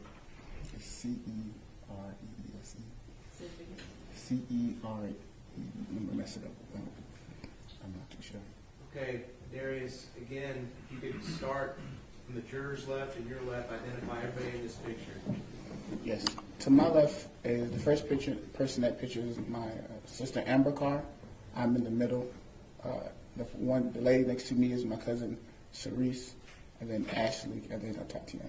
Tatiana's on the far right. Yes, sir. What all did y'all do out there in San Diego on this trip? That's one of the highest points in San Diego. It's a veteran museum memorial called Mount Helix. Which I just showed in San Diego as much as I could. Good weather, tacos. We took a cruise on the water, showed them the naval base. How long were they out there? It's about a week, sir. Did Tatiana enjoy it? Every bit of it. Was that one of the last times you saw Tatiana? That was the last time I saw my sister. Where's Amber this week? She's currently in the hospital again, pneumonia in her left lung. Was she here at the beginning of the trial? Yes. When did she check herself into the hospital? Wednesday, first week of trial. We'll pass the witness, Your Honor. Cross-examination. We don't have any questions, Judge. May Mr. Carr be excused subject to potential recall. Yes, Your Honor. And by agreement, he's been in the courtroom. Understand. That's correct.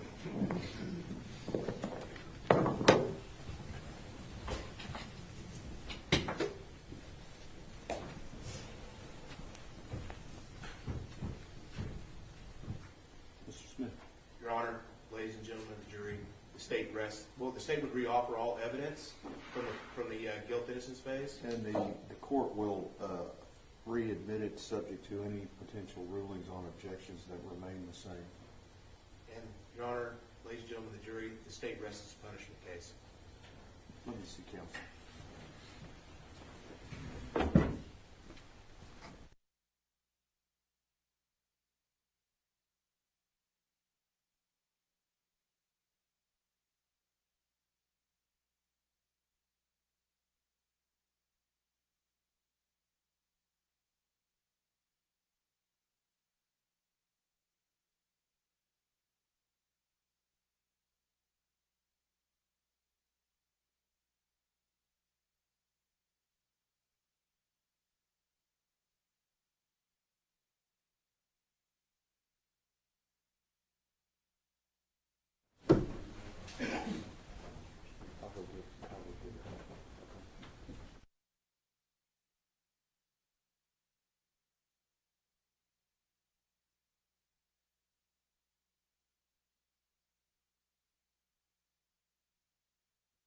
10-minute recess, everybody. 10 minutes.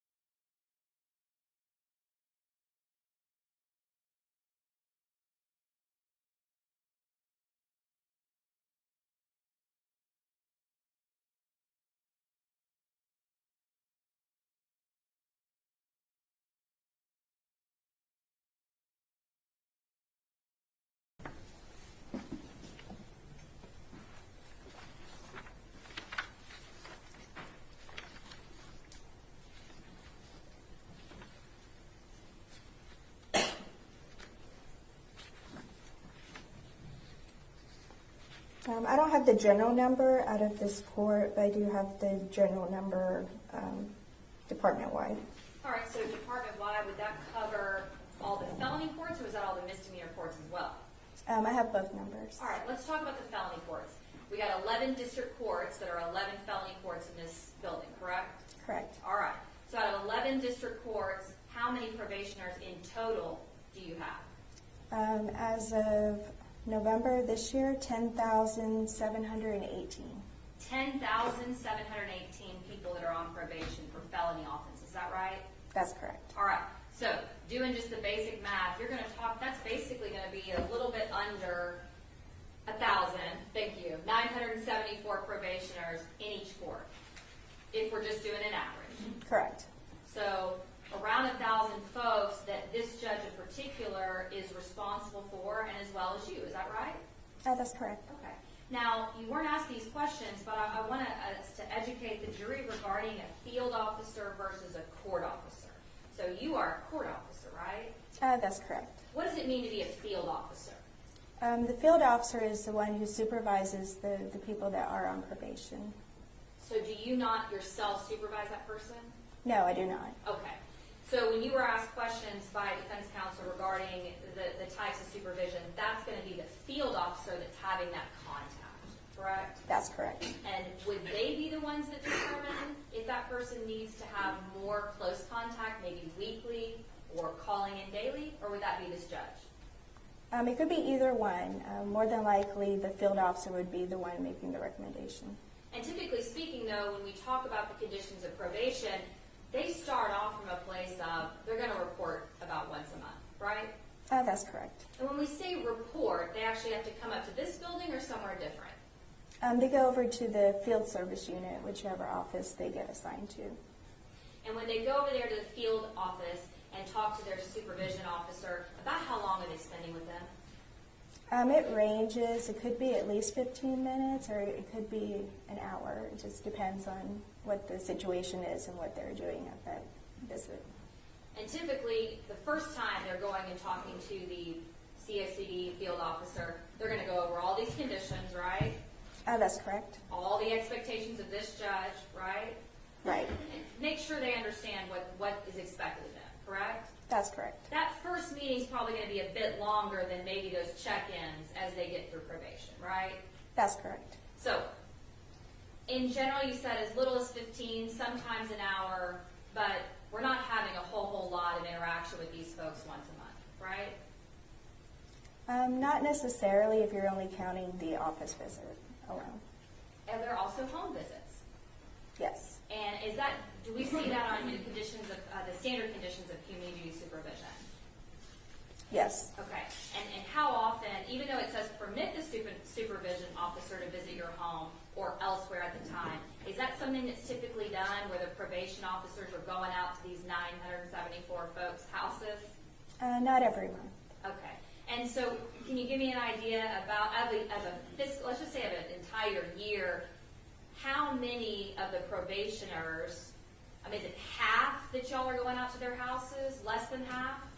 Usually the priority is with their risk level. So the higher risk, they get more home visits. Okay. So let's talk about the risk level. Risk assessments are done by whom?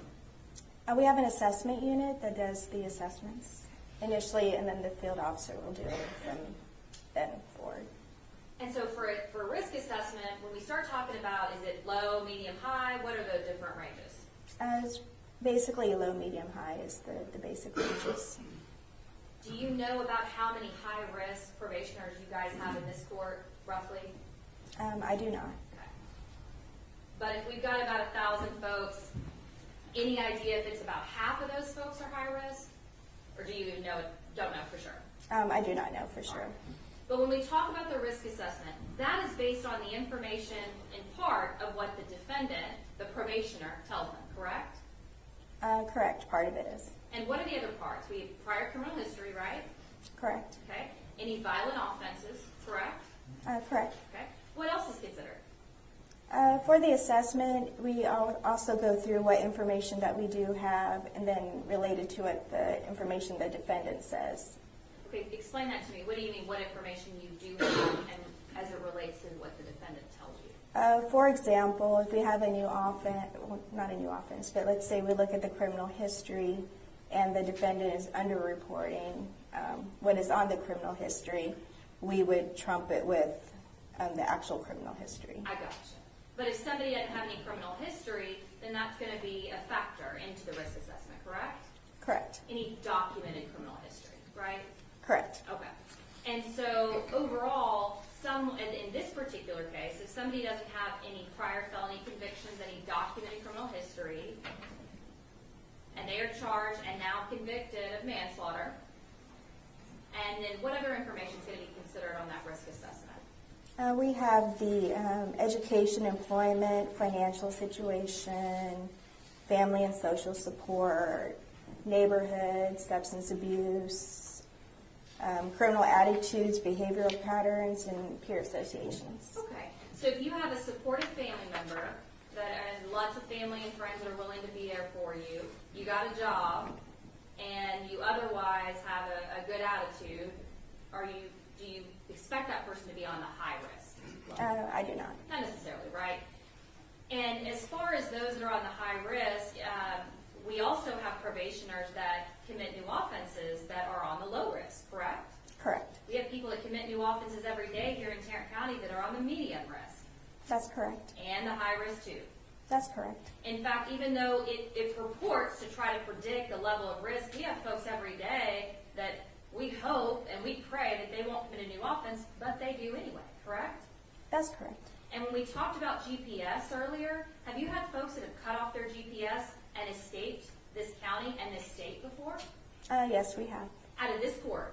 Out of this courtroom. With this judge? Yes. And have those people committed violent offenses before? That's correct. Okay. And at that point, either the prosecutor and the defense attorney agreed to put that person on probation, or a jury just like these folks have agreed that that's a good idea, correct? That's correct. There's really no way to predict with any kind of degree of certainty that that person's not going to be a risk in the future, right? That's correct. I mean, we want to do the best we can. We try to do that, but sometimes we just don't know, correct? That's correct. All right. And so when we talked earlier about these conditions of probation, you would certainly agree with me that the majority of these probation conditions are pretty much what all of us do on a daily basis. Don't commit any violations of the law, right? Act right, do right, don't use drugs, don't hang out with people of harmful or disreputable character. Those are the types of things that all of us, all the folks in Tarrant County, should be abiding by, correct? That's correct. Now, I don't have to report into probation and give you a UA. I'm not having you come out to my house once a month, right? Meeting with you once a month. But overall, these are things that support your dependents. Those are folks, we all do that, right? We would certainly hope that we do, right? Mostly, yes. Sure. Work faithfully at suitable employment. That's pretty basic, right? That's correct. All right. Don't possess firearms, right? That's another condition. It is, yes. Got to pay some fees, right? Right. And that's kind of the last few all deal with paying fees. There's 21 conditions on the standard condition form, right? Yes, there is. And the last 1, 2, 3, 4, 5 deal with fees. That's correct. And in the very last one, you've got to have a valid driver's license and insurance to drive a car, correct? Correct. And as long as somebody has that, they get to drive a car, and that's the same thing that all of us do, right? That's correct. And nothing about a manslaughter conviction that would keep you from driving a car, right? Right. So those 5 conditions that all deal with fees, anyone ever get in trouble if they don't pay their fees, if they're on probation? Some do, yes. Okay, tell me the trouble that they get in. Are they put in jail by this judge? Usually it would involve restitution, but it will at least involve being in front of the judge to address it. Okay. And the truth is, to the juries, that if you don't pay your fees, you're not going to get in trouble and get revoked on probation, right? Typically you will not get revoked for not paying fees. Sure. So tell the jury what it means to be revoked on probation. What does it mean to have a probation revocation in this court? Probation revocation just means that you were on probation, you had violations, and then petitions submitted to the court, and then the person gets time. Basically, they can get, depending on what their type of case is, it could be jail time or it could be TDC time. When you say TDC time, is that the Texas Department of Corrections? Yes, So you said jail time, meaning Tarrant County jail time, that's correct. TDC time, meaning prison time. Correct. And who decides that sanction or that punishment? Usually it's discussed between the state and the defense. And ultimately, it's up to this judge if they go in front of him to make that determination, correct? That's correct. All right, so let's talk about probation revocations and how often they occur, all right? So out of, let's just say, 1,000 folks we got on here in probation in this court, do we have a lot of probation revocations pending? We do, yes. Tell the jury how many. I don't have an exact number, but as of 2016, about 33% are revocations. So a third of the people that we decided are worthy of probation have been, at least have a pending revocation or have been revoked on probation. Those are the actual revoked people. Those are the folks that have been revoked. Correct. Not even the ones that have messed up and maybe have a probation revocation, but those that have actually been revoked. That's correct. Because there's a difference, right? There is, yes. So tell us about the difference. When you have somebody that is on probation and messes up, let's talk about, for example, they submit a dirty urinalysis. That happens, okay? Are they going to get revoked and sent to prison by this court?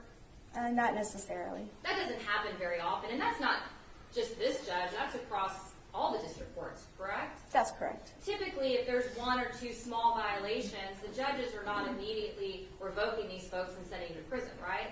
That's correct. Because in general, the basic foundation of the probation department is to try to rehabilitate, right? Right. You guys work hand in hand with these folks every single day to try to give them chance after chance after chance. Would you agree with me?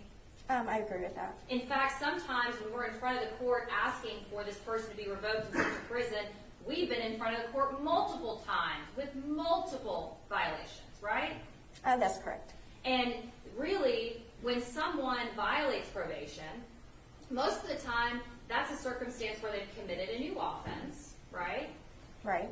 I mean, you can't really find out about somebody hanging out with a person with harmful or disreputable character unless you guys are told about it, right? That's correct, or unless it's noted in the offense report. For a new offense. For the new offense. And that's if y'all find out about it, right? Correct. Meaning that the police are involved and it's reported to you, right? We do get notices whenever there are new arrests in Texas. Sure. But as far as, let's talk about possessing a firearm. If you guys are not going out to the person's home, how are you going to know whether they have a firearm or not? If they get picked up for a new offense with a firearm, or if someone reports that they have a firearm. And if they tell you too, right? True, yes. And wouldn't you agree with me that for the most part, the basis of probation, so much of it depends on the information given to you by the person on probation? Yes. It's extremely important that they have an open mind, they have an open heart, they are willing and ready to participate in probation, right? Yes. In fact, one of the very first things they have to do is admit the offense, right? Yes. And they have got to, because that's how you tailor the probation, right? Yes. So they have to admit the offense, and you go through the risk assessment, and they have to be willing and able to do all those things, right? That's correct. And the information that you use to tailor the probation is based off what they tell you, right? Some of it is, yes. So to a certain degree, garbage in, garbage out. So we're really hoping that they're being honest and open with you, right? Right. And I know you've been doing it a long time. You have folks that are dishonest with you sometimes. That's correct. Sure. And as far as those that are currently, you said it's a third of people that have been revoked here in Tarrant County. Those that have been revoked, who makes the determination of how long they go to prison? I mean, ultimately, the judge makes the sentence. And so these folks right here that have heard all about the manslaughter that was committed in this case, they don't get to make that determination, right? That's correct. And are they even contacted? No. So if this defendant goes out and commits any other new offenses, they are not going to have a say at all in what he is sentenced to, correct? That's correct. And it may not be just this judge that makes that determination. It could be a visiting judge that's here that day, right? It could be. Yeah, it may be him that's heard this case, or it actually may be a different judge, right? That's correct. Okay. So the folks that are in the best position to know everything about this case, sitting in the box, they actually don't get a say in that going forward, right? That's correct. And they also don't get a say in what conditions are placed on this defendant. That's going to be the standard conditions and whatever additional conditions, if they are sought by the risk assessment in this court, right? That's correct. Do you have any idea, can you tell us the percentage of as far as probationers that get more conditions than just the standard? I don't have a number, but a lot of them do get additional conditions. And when you say a lot of them, if you got 1,000 folks, are most of them on standard conditions, or is the majority on additional or high-risk conditions? Most of them, I would say, are in standard conditions, but when they do go for the assessment, that's also adding on conditions on top of that, and that could be adding on any type of like high-risk conditions or mental health conditions. It just depends, but I would say a lot of people do get added on conditions. Do you guys, the field officers, y'all interview the family members of the cases that are coming in front of you? Do y'all ever get to interview the victims' families? No. Okay. So they don't get an input as well. Is that right? They are welcome to call, and if they give input, then we'll listen to it, but normally we don't go ahead and contact them to ask for input. But you guys are willing to take the opinions and feelings and input of what the victim's family thinks is appropriate? Yes. Now, somebody that is convicted of manslaughter, second-degree felony in the state of Texas, what additional conditions are typically ordered on them besides these standard conditions? The only conditions I can think of are not to have any contact with the victim's family. Okay. Anything else? No. Okay. And we also talked earlier about the recidivism rate, right? Yes. Okay. And I'm not asking you what the rate is, but can you tell the jury what that is? Just generally what recidivism is. Recidivism just means that they have messed up on their probation. Messed up, committed another Committed offense. new offense, had violations. Now, how many, if we've got 974 probationers in this court, I'm just throwing out that number, 1,000 folks, how many different probation officers or field officers do y'all have to supervise those 900 folks? Supervision officer-wise, we have 64 regular officers and 73 specialized officers. So what's the ratio? So per probation officer, how many folks do they actually supervise themselves? Usually the average is 140 for the regular probation officer. So per probation officer, they are supervising 170 what? 140 Okay. is the average. 140 is the average. Yes. Okay. So one for every 140 probationers. For the regular officer, yes. Okay. What about for you said there's a different type of specialized. I believe is what you said, correct? Correct, yeah. And would this fall into the specialized probationers as far as somebody that has standard conditions? The standard conditions would fall under the regular officer. All right. So let's go from the 1 to 140 probationers. That one probation officer is responsible for meeting with all those 140 folks every month, rather? Correct. Okay. And they meet with them up here in this general area downtown with the probation office? No, they meet with them in the field service unit. Okay. Somewhere in Fort Worth? Fort Worth, Arlington. Wherever they live? Wherever they live, we have different offices that accommodate their zip codes. But that one probation officer is responsible for meeting face-to-face with that person every month, right? That's correct. Okay. And so, on average, they're not able to spend that much time if they got 140 folks they got to meet with in a 30 or 31-day month period, right? That's correct. It's just not possible. It's not y'all's fault, but it's just not possible, right? That's correct. Would you agree with me that you guys are inundated and overworked? I wouldn't say we're overworked, but I do feel like we do the best we can with what we have. Absolutely. Y'all busy? We are busy, yes. Quite a bit. All right. Overall, there's really no way, as much as you might try and want, there's really no way to guarantee that this defendant will not go out and reoffend. Is that true? That's true. And the only place that you can guarantee that that does not happen is if he is behind bars, correct? That's correct. I'm going to pass the one to Sean. Pretty direct. For the last 7 years and 50 weeks, Sharon Wilson has put people with violent felonies on probation, correct? That's correct. She has to sign it. One of her prosecutors, like these two court chiefs right here, have to agree to put people on probation, correct? That's correct. They agree and they trust that the district judges that Tarrant County has elected can supervise a probationer on probation, yes? Yes. And if there's a third recidivism rate, that means Sharon Wilson got it wrong a third of the time of her prosecutors placing them on probation, right? Somebody had to sign from the state to get a plea deal done, yes? Yes.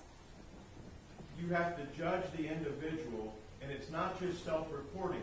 Upon a plea deal or upon a conviction that's placed on probation, there is an electronic system here called TextShare. Are you aware of that system? Yes.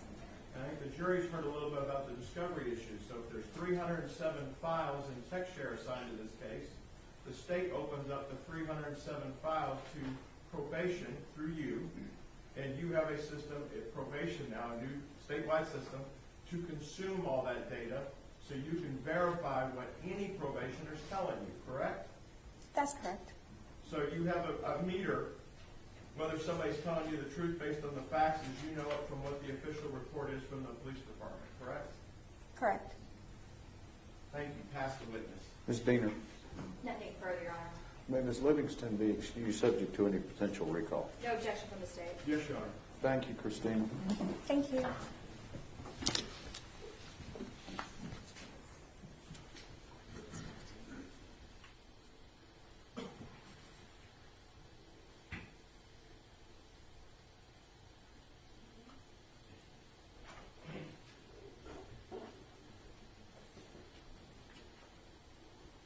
Good time. We're going to break for lunch, okay?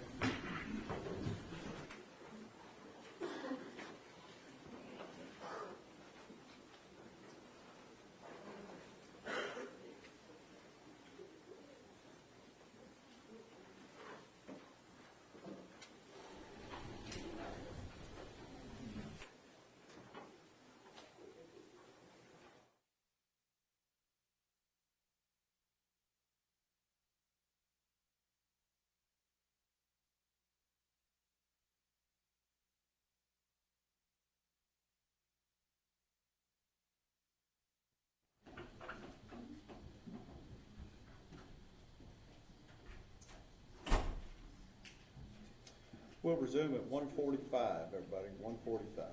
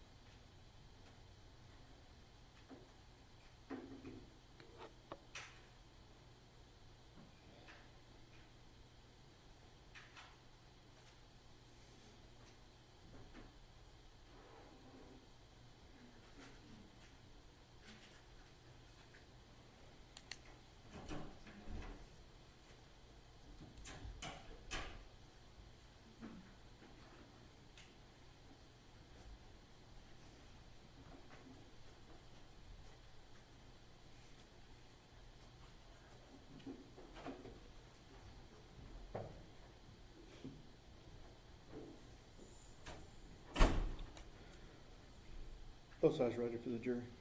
Stage ready? Yes. Okay, let's go.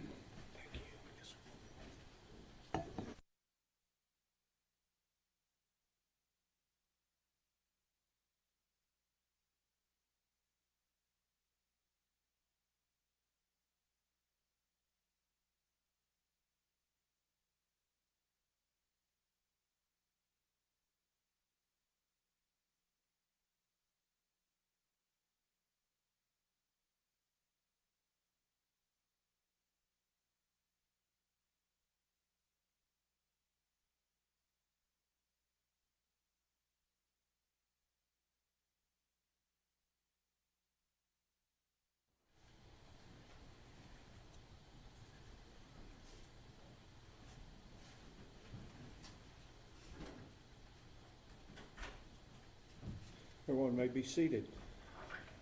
Good afternoon. We are ready to proceed. Mr. Gill. We call Gail Armstrong. Gail Armstrong. Gail Armstrong. She's outside.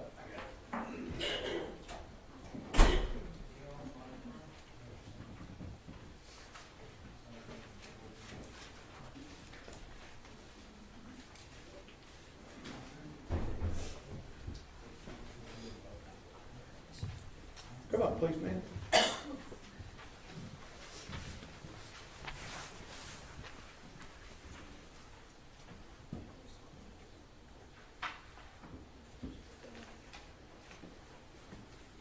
You would raise your right hand for me. You solemnly swear or affirm testimony given this cause to be the truth, whole truth, and nothing but the truth, so help you God. Okay, have a seat right here. There's a rule of procedure in effect says you cannot be in court unless you're testifying, and once you have testified, do not discuss your testimony with anybody else except the lawyers, okay? Yes, sir. Mr. Gill. Thank you, Your Honor. Can you tell the jury your name, please? My name is Gail Armstrong. Ms. Armstrong, how are you occupied or employed? I am semi-retired, which never happens, but I have worked with my husband in self-employment, homeschooled 4 children, and have stayed very busy. You help your husband with his business? Yes. And what kind of business are you all in? He tunes and repairs pianos. We are also in full-time ministry, and he also sings concerts at retirement homes and places like that. Have you lived a long time in the Tarrant County area? I was born here, raised here, and am still here. Lifelong resident? Correct. So do you know the individual seated 2 seats to my right over here? I do. Who is he? That is Aaron Dean. How do you know Aaron? I met Aaron when he was 12 years old. Their family began to attend a church that we were in.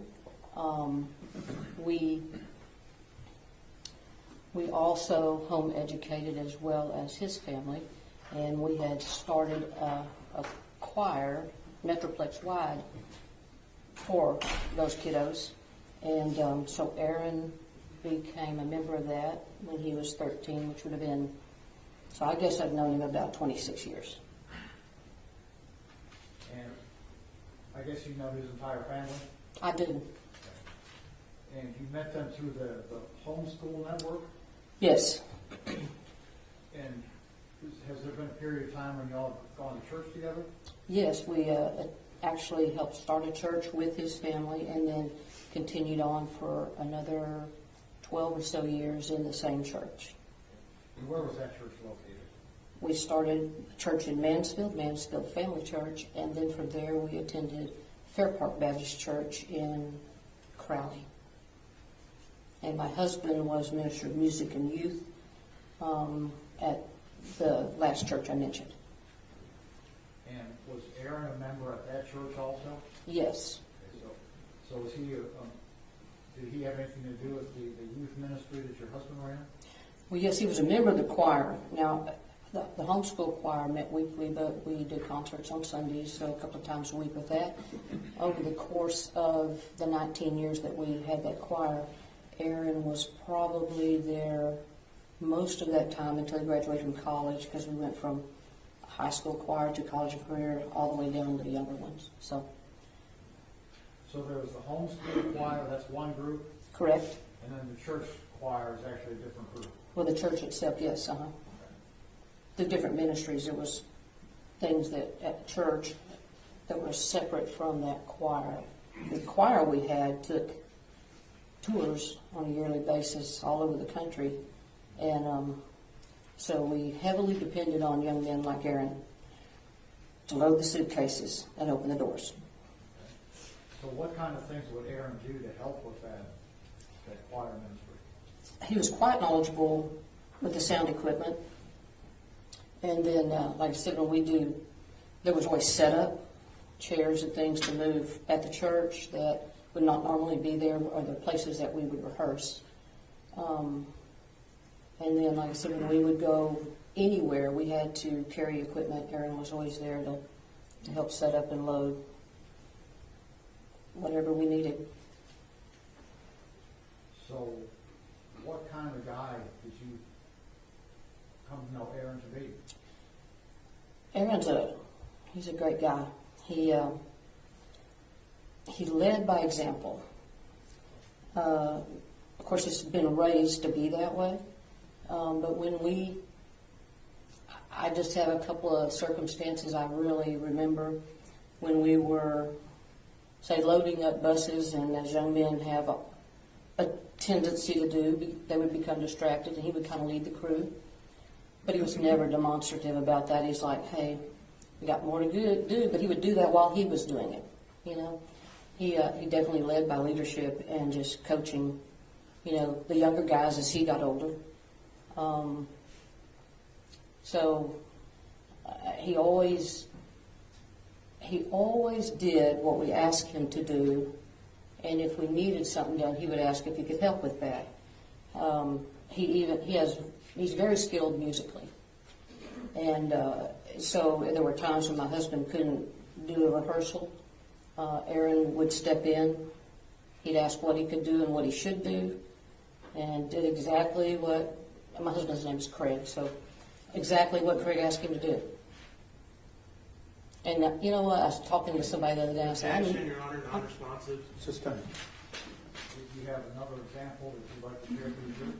yes, as we were, had the church, the young people would go and play outside quite a bit, and it was rollerblading time.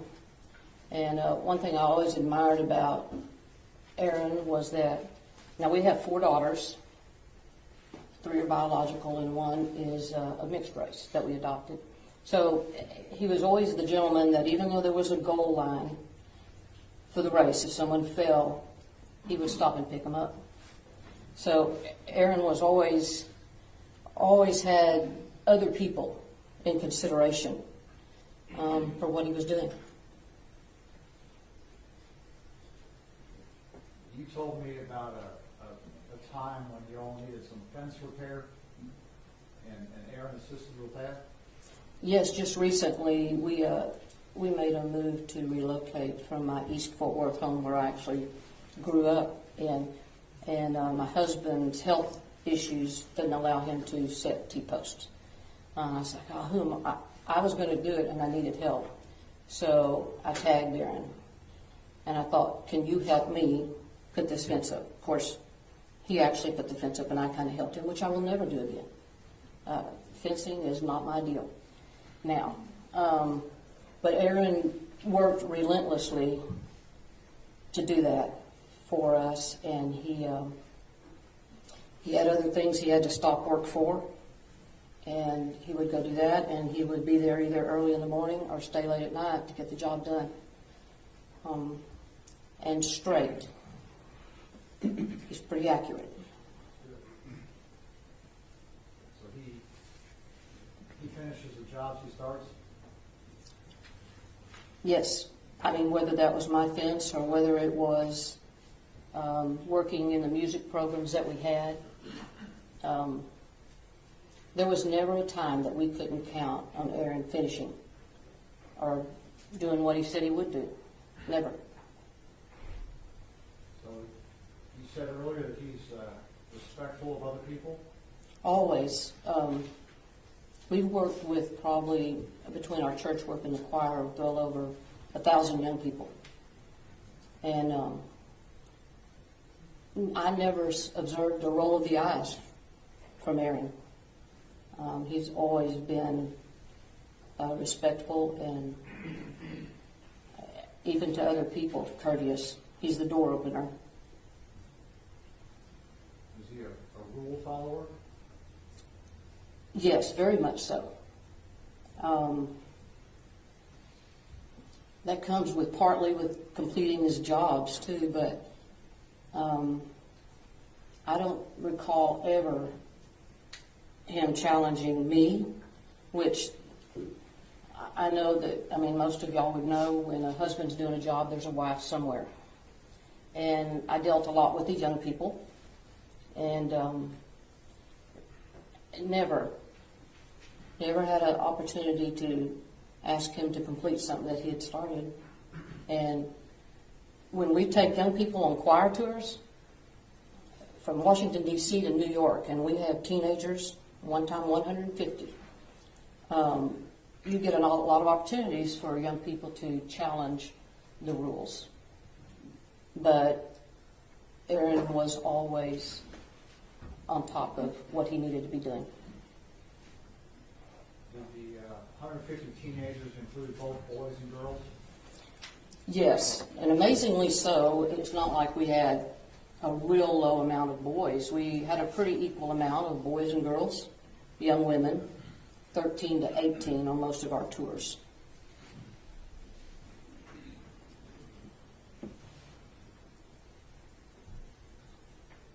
Is Aaron a domineering type personality?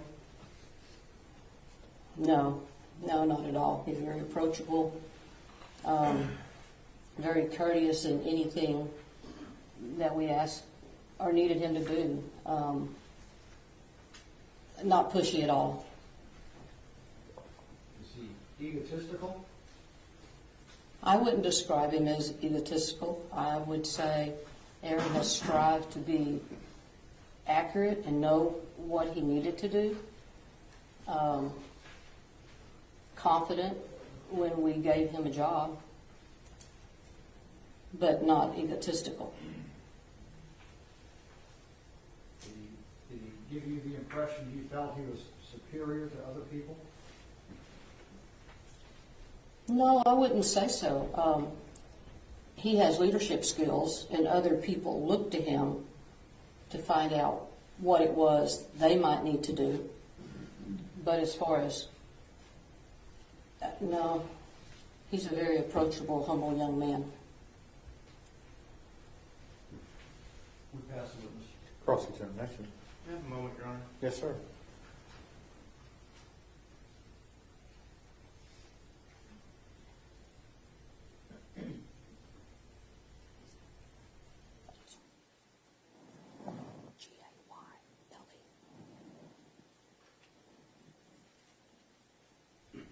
So, ma'am, you knew the defendant from church. Yes, sir. You go to church a lot. All the time. You're a very religious person. I would say I am a person of faith, but I am not overly religious. Is Christianity Yes. a religion? Jesus? Absolutely. And in the Sermon on the Mount, didn't Jesus urge his followers, eye for an eye, tooth for a tooth? In the Sermon on the Mount? Yes, ma'am. I'm not certain on the Sermon on the Mount. Oh, I'm sorry. I think Pharisees might have asked that. Pharisees asked that. Maybe. Do you believe in eye for an eye?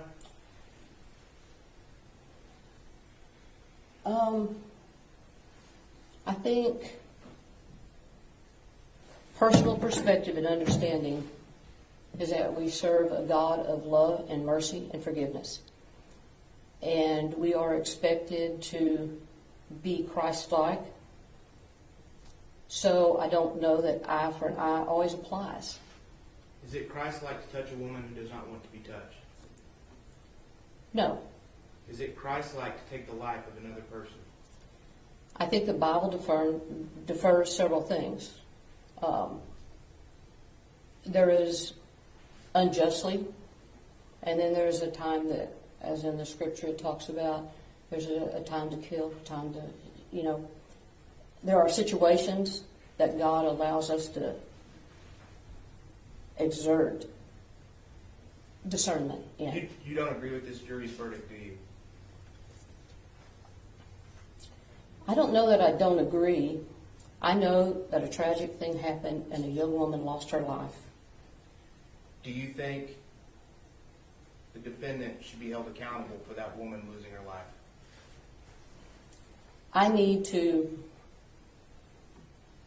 We are in a court of law, and laws give us guidance, and I think that there are certain ways that he should be held accountable.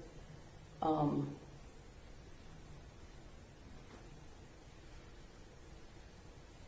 you want me to continue? I can't Sure, tell. yes, please. Okay. So, given the law, as Christians, since you deferred to that, we are to submit to the authorities of the law, and there are things that we must go by. And so if this jury found him guilty, then this jury should punish him. Is that correct? I think the jury has a responsibility now to make a decision accordingly. But it's their decision to punish him, isn't it? It is. Okay. No further questions, Your Honor. Read the record. Nothing further question. Then Ms. Armstrong be excused subject to any potential recall. No objection from the state. Thank you, ma'am.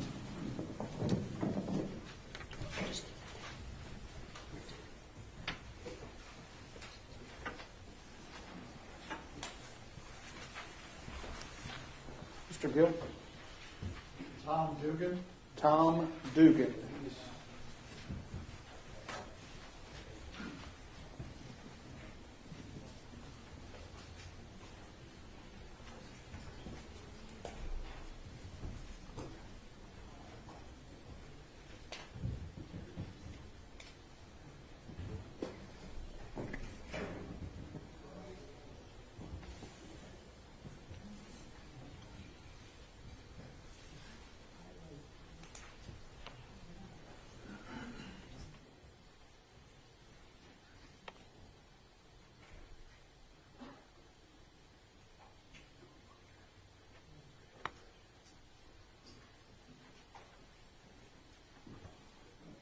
Come up, please, sir.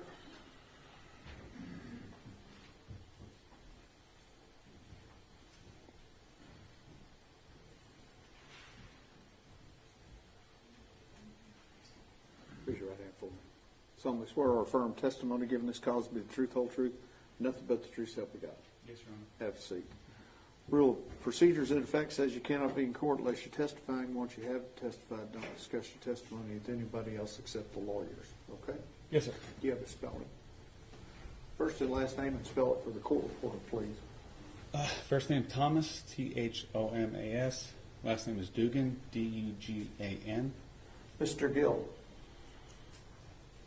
Mr. Dugan, how are you occupied or employed? Employed by the Fort Worth Police Department.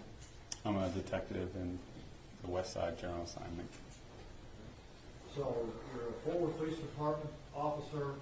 You're assigned to the West Side area. Is that right? Yes, sir. I'm a detective. And then, detective, you said you are assigned to what's called general assignments. Yes, sir.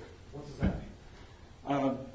Basically, we have certain departments for homicide, robbery, things like that. We get anything from, somebody's car is burglarized, retail theft at Target, criminal mischief, basically everything else. So you investigate a wide range of criminal offenses. Yes, sir. How long have you been a detective? Since I got promoted in March of 2019. And before that, how were you assigned? I was a patrol officer. My whole career, I did all of my time on the east side of Fort Worth on midnights. How long were you a patrol officer? Approximately 8 years. So during those 8 years, would it be a fair statement that you were a commissioned law enforcement officer serving the citizens of Fort Worth. Yes, sir. Were you ever assigned as a field training officer? Yes, sir. What does a field training officer do? I would train officers once they graduate the academy. So once an officer graduates an academy, they go through an additional series of trainings. Is that right? Yes, sir. And is there more than one phase to field training? Yes, sir. I don't know exactly how they do it now. It's constantly changing and trying to improve. But when I was doing it, there were 3 phases. The first phase, second phase, third phase. Each phase is 4 weeks. Once they finish third phase, then they do what they call ghost phase, which I believe they still do, and that was a 2-week phase where their field training officer would be in civilian clothes and kind of just be with them and let the trainee handle the calls, best they could, and kind of evaluate from there. So what were your duties as a field training officer? What were you trying to accomplish? Depending on the phase that they were in, just try to help them along, make sure that they were up to standard with, how far along they were. For example, if I had a first phase rookie right out of the academy, I would hope that they could find the place that they were going to, call their dispatch to without killing us, and be able to talk to the people, take notes, get good information. It's basic stuff. Write a good report, communicate well with people, things like that. First phase is pretty basic. Second phase, which is, I believe, is what I had with Aaron. I honestly don't recall. Second phase is a little bit more. You're expected to investigate a little bit further. You're learning in phase 1. Hey, what did I miss on this call? Well, you missed this. You should have asked this.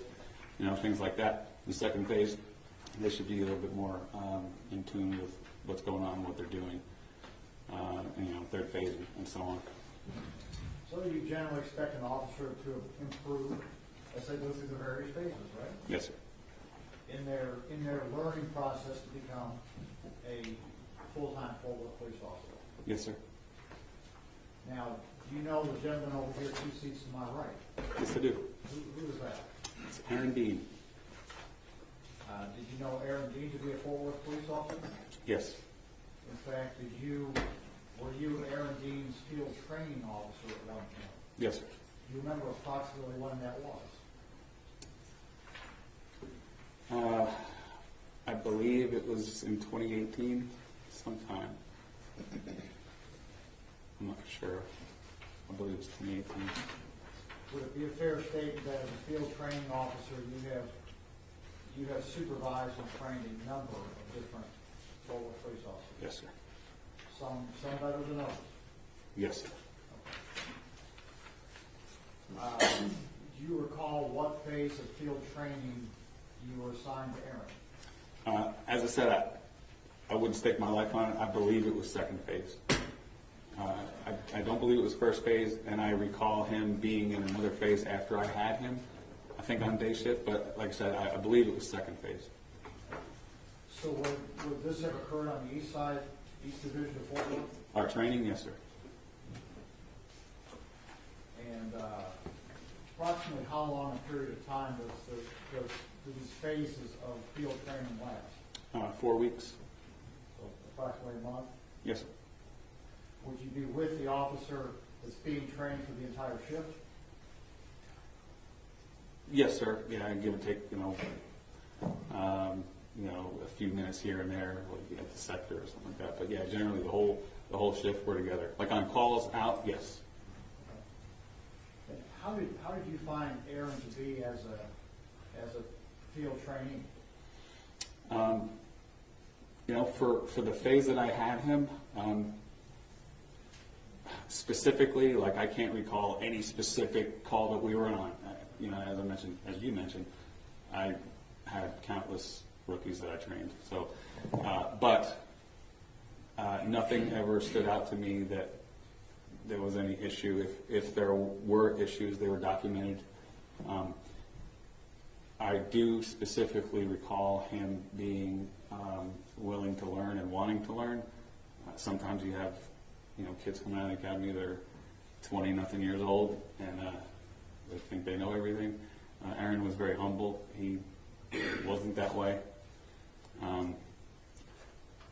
Doing what we do, we generally have to have thick skin, so we kind of give each other a hard time a lot in the department, but especially with rookies. And he took all the joking around very well in stride and didn't get his feelings hurt. He was very humble and a good sport throughout all of that. So I do recall that. Would it be a fair statement that you don't remember exactly all these calls that you went on with him, but certainly there were some you certainly had to counsel him and correct him on some of his methods, is that right? I'm sure. Yeah, absolutely. I don't recall specifically, but with what we do, you can't know everything. You can graduate the academy. I remember when I graduated the academy and my first shift out after field training, honestly, I thought, I have a gun in a car, like a police car. People are going to call me to the house expecting me to know what to do. It's very overwhelming. So there's no way you're going to learn everything and know everything. So there's going to be correction, first phase, second phase, third phase, fourth phase, and you're going to continue to learn throughout your entire career. So yeah, there were probably things that I corrected him on, but I don't recall what they were. And I do remember that everything that I did speak with him about, that he was receptive. Did he seem to take in what you told him? Yes, sir. And did he seem to learn from the direction you gave him and adjust his methods accordingly? Yes. Yeah, he wanted to learn. He's a smart guy. So he's very analytical. Everything I told him, I do remember him being like, he was just trying to learn and, apply everything. So. And that's the whole purpose of field training, isn't it? Yes, sir. To take the academy graduate and continue to prepare them to be a functional Fort Worth police officer. Yes, sir. And he was receptive to the direction that you gave him, is that right? Yes. Did he ask questions? Yes. Did they seem to be appropriate questions? I don't recall. I mean, I know he asked questions because all rookies ask questions. But as I said, I perceived him to be very, into the nuts and bolts of things, so to speak. He would want to know why we do this, or not just, okay, this is the way we do it, or why do we do it this way, kind of thing. Did you, from dealing with him, did you come to learn that he had previously worked as an engineer? I did know that. Okay. Did that seem to fit the way he approached the job? Yes.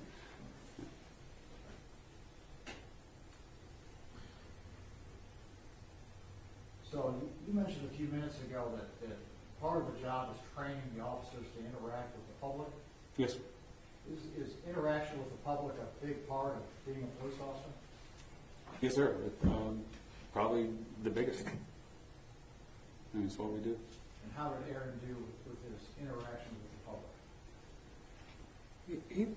He did well. If there's anything that he could have been better at, it was that. Not that he did a bad job. Most people, whether it's policing, whatever it is that you're doing in life, they want to know that you are listening to them, that you care about them. And so everyone's built different. Not everybody's a people person. I didn't perceive Aaron to be a people person.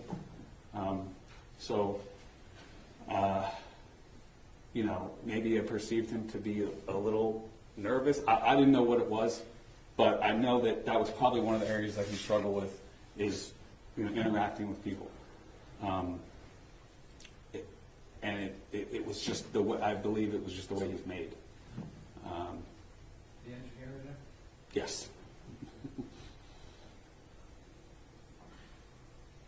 Was he compassionate towards the needs of others? Absolutely. And at the end of the 30-day phase, are you called upon as a field training officer to either pass the person on to the next phase or make other recommendations? Yes, sir. Throughout the process, there's, I want to say there were weekly meetings with the supervisors. Hey, how are things this week? And we'll have a little meeting. They'll sign off.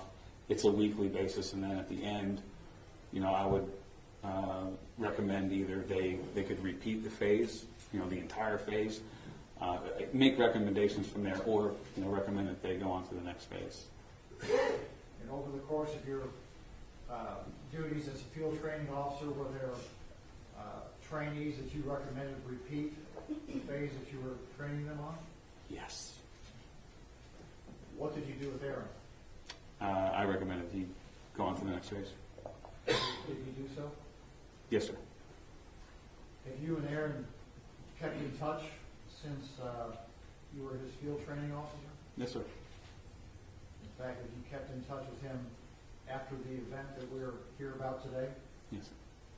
Did you talk to him soon after?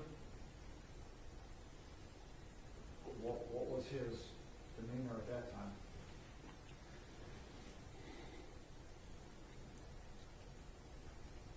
He was, as you can imagine, he was pretty torn up. He was devastated. I remember that I was out somewhere with family and got a call from him, and he was pretty devastated. Pastor Williams. Cross-examination. Yes, just briefly.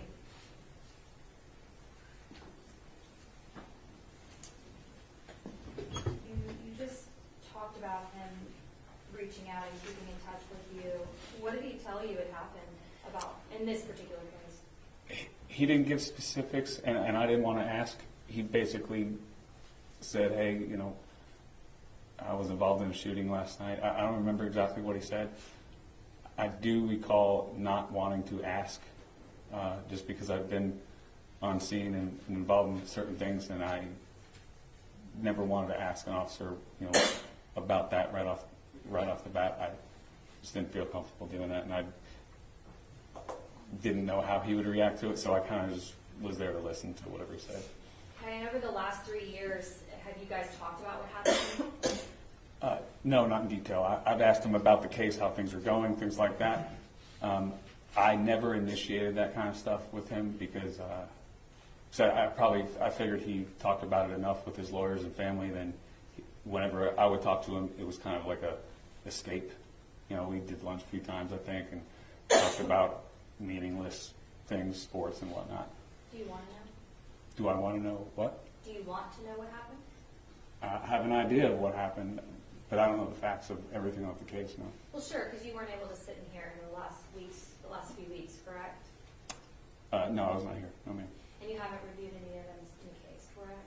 Just what I saw on TV. Right, and what's on TV isn't evidence, but as far as what the actual evidence and the facts of this case, you haven't had the opportunity like the jury has, correct? You're correct. Yes, ma'am. And there's been various witnesses that have testified, and you haven't had the benefit of hearing them, correct? No, like you said, just what I saw on TV. Okay. And when you talked about the training, so overall, you have supervised him and watched him as a police officer for a total of about 4 weeks, is that right? Yes, ma'am. Okay. And then after that, he went on to be on the street as a patrol officer for another 18 months or so before this happened? Yes, ma'am. After the next phases of training, then he was cut loose to be, an officer on the street. Never observed his conduct, interactions with folks after your 4 weeks with him, right? I believe that to be correct. Yes, ma'am. And you said he's not a people person, that's just the way that he's made, right?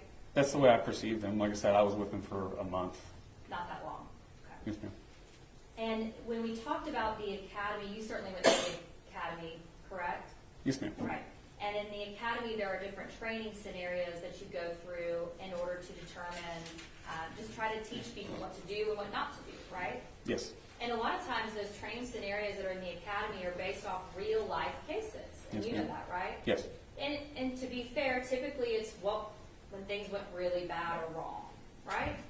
in the academy, most of the scenarios are set up that way, yes. Sure.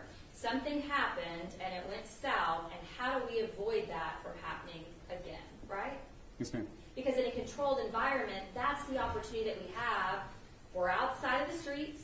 We have all these field training officers, all these training supervisors. Let's do it the right way so that this thing never happens again, correct? Yes, that's the goal. That's the goal, right? Is to avoid anybody getting harmed, and that's both officers and the public, correct? Yes, ma'am. Absolutely. And are you aware that this particular scenario that occurred on October the 12th of 2019 is now utilized in the Fort Worth Police Department Academy to train against this not ever happening again? I was not aware of that, no. I'm going to pass the lecture on. Redirect. In the academy, during training, what are you taught to do if someone points a firearm at you? Well, I perceive that to be a deadly threat. And how do you react to a deadly threat? To eliminate the threat. Pass the witness. Ms. Diener, Nothing further, Your Honor. may detective duty to be excused subject to any potential recall. No objection from the state. You may. Thank you, sir. Thank you, sir.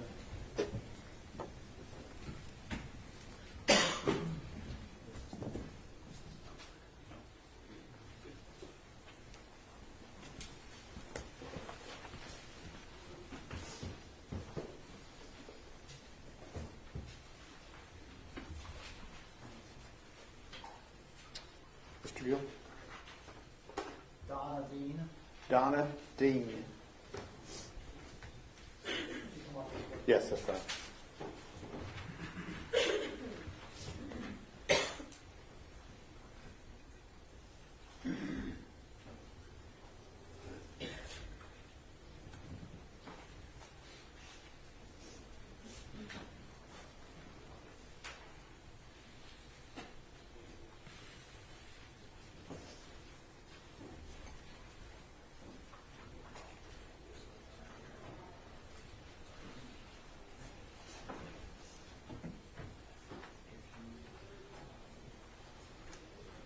Would you raise your right hand? You solemnly swear or affirm testimony given this cause to be the truth, whole truth, and nothing but the truth, self you God.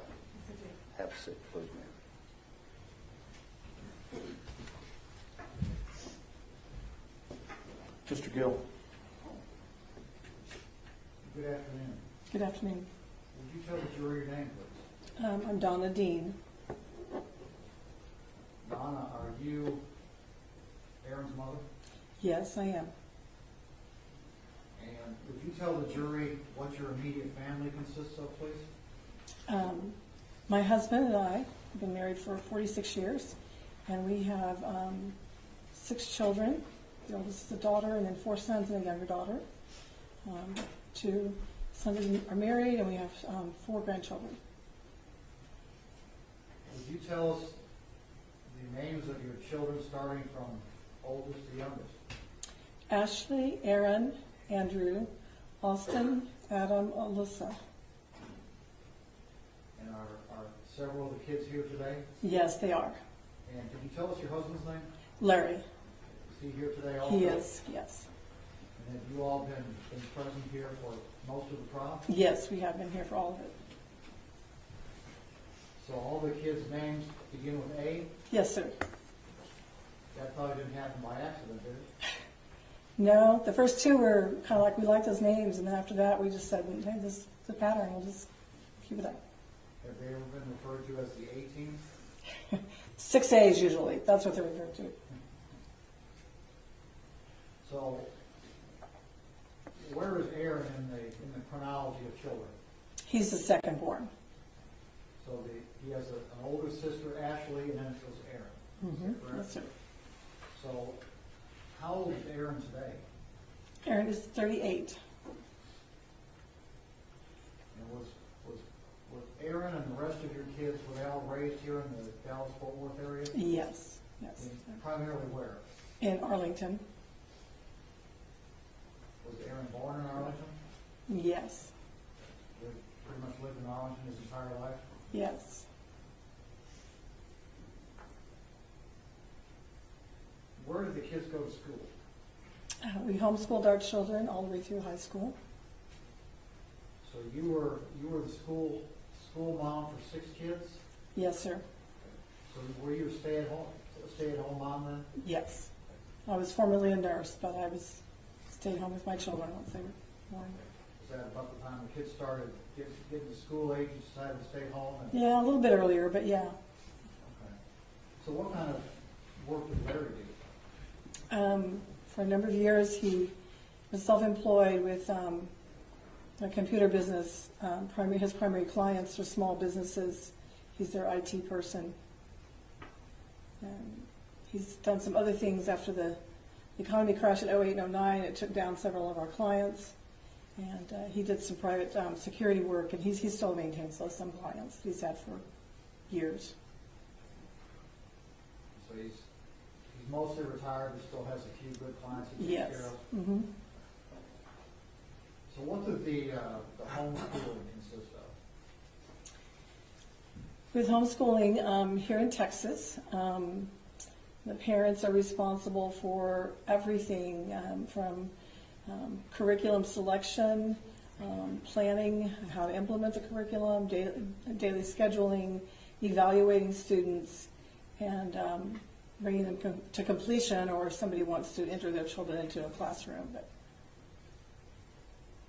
So at some point, Aaron earned a high school degree? He did. And after high school, what did he decide to do? He entered University of Texas at Arlington as an honors student in the engineering program. And did he eventually earn a degree? He did. He has a bachelor's degree in physics, and it's a minor in engineering. And then he went to work at the engineering field? Yes, he did. He actually worked in engineering some while he was a student. At some point, he decided to change careers. He did. He decided to become a police officer. Yes, sir. Do you know why he did that? He told us he wanted to do it because he wanted to make a difference in people's lives and to help people.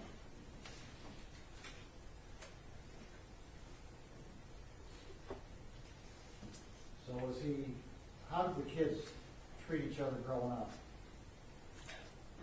Really, they all got along pretty well. There's some normal sibling rivalry, but there was a lot of love and compassion. And Aaron liked to dote on the younger sister, who's 10 years younger. When she was about 2 or so, he liked to put her down for her afternoon nap, and he'd go, see, if I put her down, I'd let her pick 1 or 2 of her stuffed animals or something, but Aaron would let her pick a whole selection of them and bring them to bed. So what's that younger sister's name? Alyssa. And she's here with us? Yes, she is. So, what kind of guy is Aaron? He's smart. He's a hard worker. He definitely wants to help people, and he's very faithful in carrying out his responsibilities. He's very industrious, often, and has a lot of ingenuity.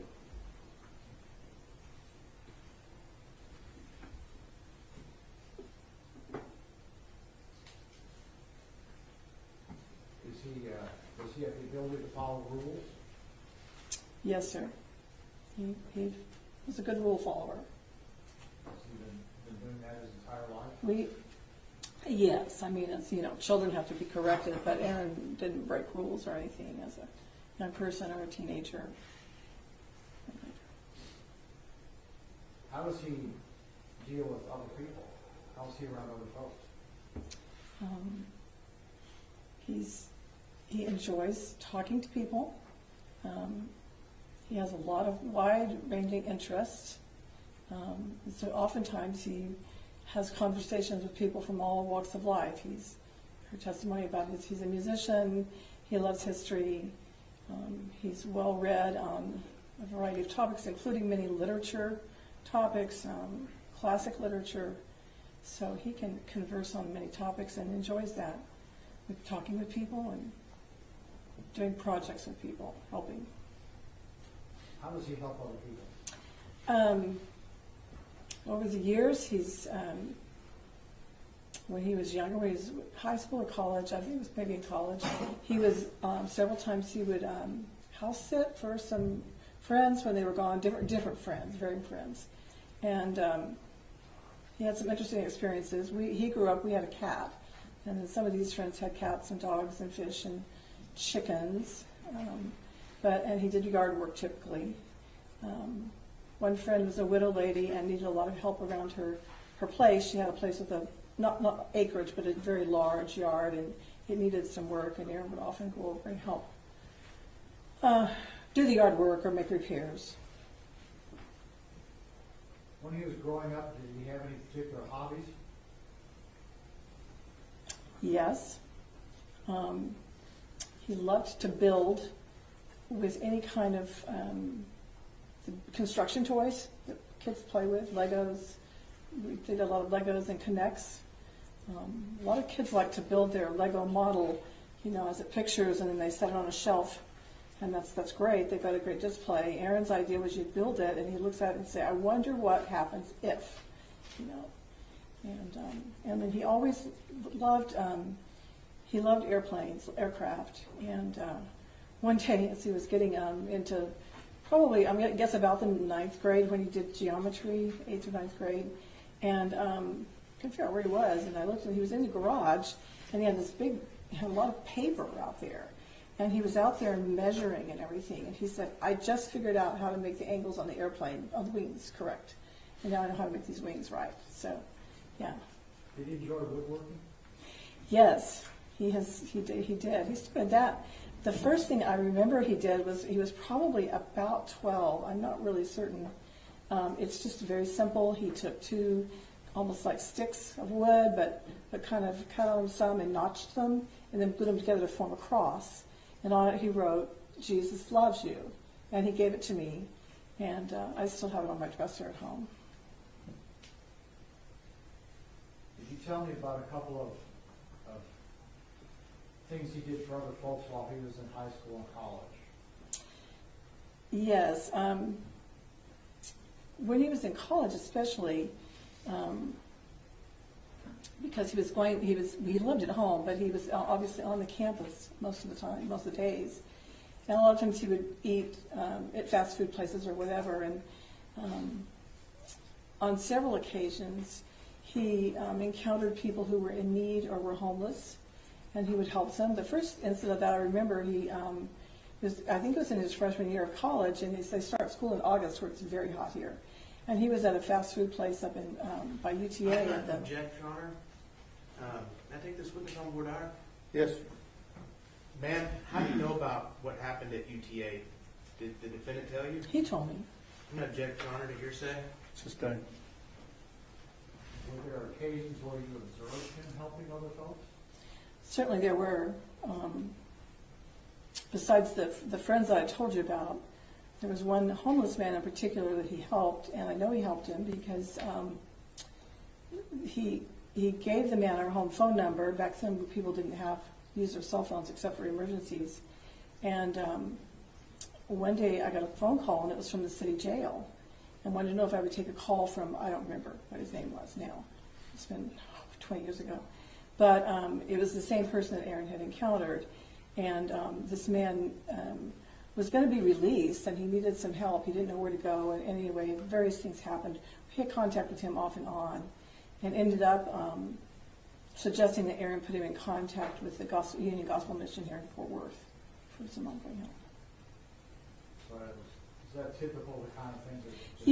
Yes. And one time, too, another time when I was present, our church had a game night on a Friday evening, and we had food and everything, and we cleaned up, and a car pulls up with a man and woman and I think 2 children, I don't remember, and they said that they were needing food and money, and Aaron immediately began getting the food that we had just packed up, getting food out to help them and that kind of thing. If the jury were to see fit to give Aaron a probated sentence, would Aaron be able to follow the rules that Judge Gallagher gives him, no matter what they are? Absolutely. He's had to follow bond rules for the last 3 years, which I think there's a fair amount of similarity. I noticed that one of the conditions is they have to have employment, and when Aaron, well, obviously he lost his job for the police department, and he needed to try to find work. And he's began working for a friend and had a business cleaning dinner hoods on restaurants, but this was just before COVID. When COVID hit, all the restaurants closed down, so he hadn't had a job. And throughout that time with COVID, there was some dead time in there when nobody could work because businesses were all closed. But then he would begin to apply, see a lot of agencies, I'll call them, I don't know, people who help placement services. And I think the way some of those work is they'll do a basic background and then they place somebody and then they'll do a more thorough background check. So Aaron was placed into, I have no idea how many jobs, with a whole variety of different things. And then when the full background check would come and they realized he was under indictment, they would say, we can't keep you working here. And I know at least one of them, the supervisor, particularly said, I'm going to really try to, I really want you to work here. You're a great worker and we really need you. But his company wouldn't let him stay on. So I'm confident that he would find work to do that and follow the rules. Well, he's managed to keep busy, hasn't he? He has. He's in the process of, he's got some Suburban that's got some engine work that needs to be done, and he's got some projects going on at my house and a couple of other family members' houses with some repairs and upgrades and so on, in addition to the work he's been doing. Cross-examination. Ma'am, Yes, sir. is there a much worse pain for a mother to feel than to outlive one of her children? I don't know, because I don't outlive one of my children. But can you imagine? Obviously, what happened in this situation was a very tragic thing. No, ma'am. But isn't that one of the greatest pains that a mother can feel, is to outlive one of her children? Certainly.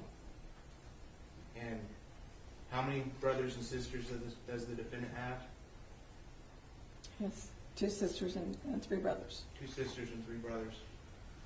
And ever since October 2019, those 2 sisters and those 3 brothers have been able to hug the defendant whenever they wanted. Isn't that correct? Correct. And you've been able to hug the defendant whenever you wanted. Isn't that correct? Correct. And his father's been able to hug the defendant whenever he wanted. Isn't that correct? Correct. And you know, you've been sitting here for 2 weeks, right? Yes, sir. And you know that there's a lot of people here who, after October 12, 2019, had a very important person in their life that they'll never be able to talk to again. Isn't that correct? Correct. We'll pass the witness. Read the record.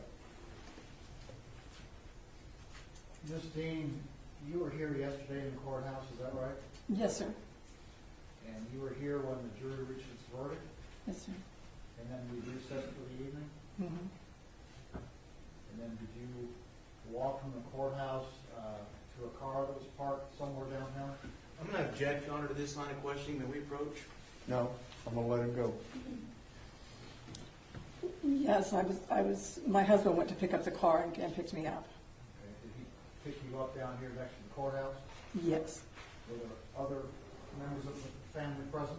Yes. And was there an incident that occurred out by the street? There were a lot of people yelling Yelling at who? yelling at my family. What kind of things were they yelling at? I'm going to object, Your Honor, to hearsay. Sustained. Were the things they were yelling at you true? No. Were they accusations? Yes. What were they? I'm going to object, Your Honor, again to hearsay. Sustained. Judge, we're not offering it because it's true, we're offering it because it was said. And I would object to relevance. Understand. Objection sustained. Was it a tense situation? Yes. Were those people being kind to you? No. Did you feel safe? Only because there were a lot of sheriff's deputies around. Was it a very bad situation? Yes. Are you concerned about it going forward? Yes. We pass the witness. Mr. Smith? You've seen Atatiana Jefferson's siblings in this courtroom, haven't you? Yes. It wasn't Atatiana's siblings, these people outside yelling at you, was it? I don't really know who it was. Are you saying it was them? In the There were a second row? lot of people out there hollering. I have no idea who those people were. So you think it could have been them yelling at you? And Judge, I don't for know. the record, we're not saying it was. We understand. Ask the witness. Mr. Gill? Nothing further, Judge. May Ms. Dean be excused subject to any potential recall? She may. No objection from the state. Thank you, ma'am.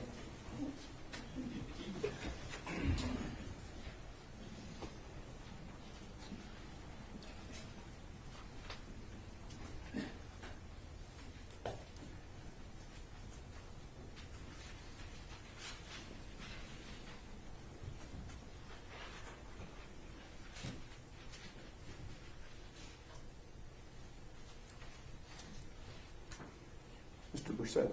Your Honor, I believe Mr. Mata has graced us with his presence. We ask that he be sworn in and put under the rule. Is there a Mr. Mata in the courtroom? You can stand right there at the rail for me, please, sir. Raise your right hand for me. You solemnly swear or affirm testimony given this cause to be the truth, whole truth, and nothing but the truth, self God. I don't know what this is Hey, about. Judge, may we approach? I don't understand what's going on. I'm swearing you in as a witness. So, Under what authority, sir? all right, jury, go to the jury room.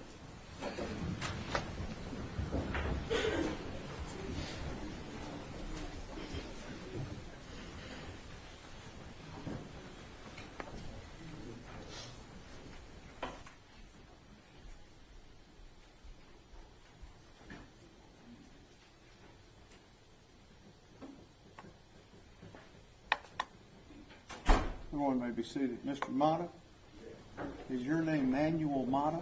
Yes, sir. Your date of birth is 7/8 of 1980. Yes, sir. All right.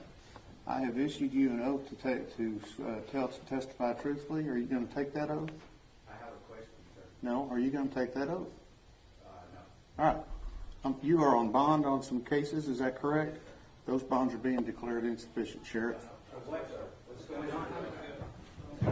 What did I do? I need my lawyer present, sir. We will get you a lawyer. You questioned me without a lawyer present. And I don't know what y'all are doing. I don't know what's going on. For what? For what? I asked him a question. I don't have no knowledge of this case. And I just wanted to know who's asking for me to be sworn in. The DA, the defense, the judge, who's asking it? Those are questions I need answers if you're going to revoke me. You ain't got to be aggressive with the dude. Let me see the lawyers. Yeah, we can't. It's gotta be awesome.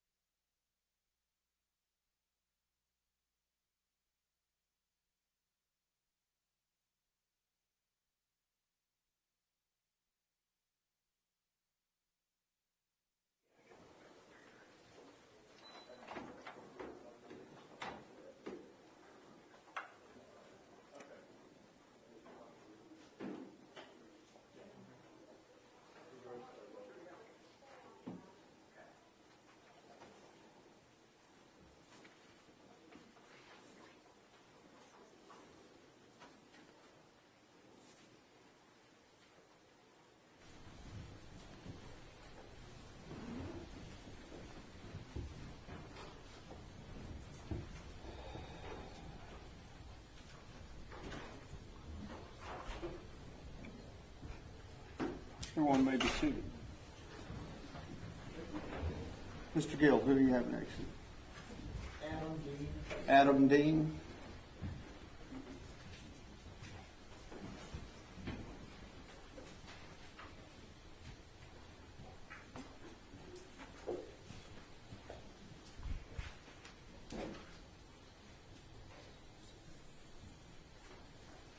solemnly swear or affirm testimony given this cause to be the truth, whole truth, and nothing but the truth, so help you God.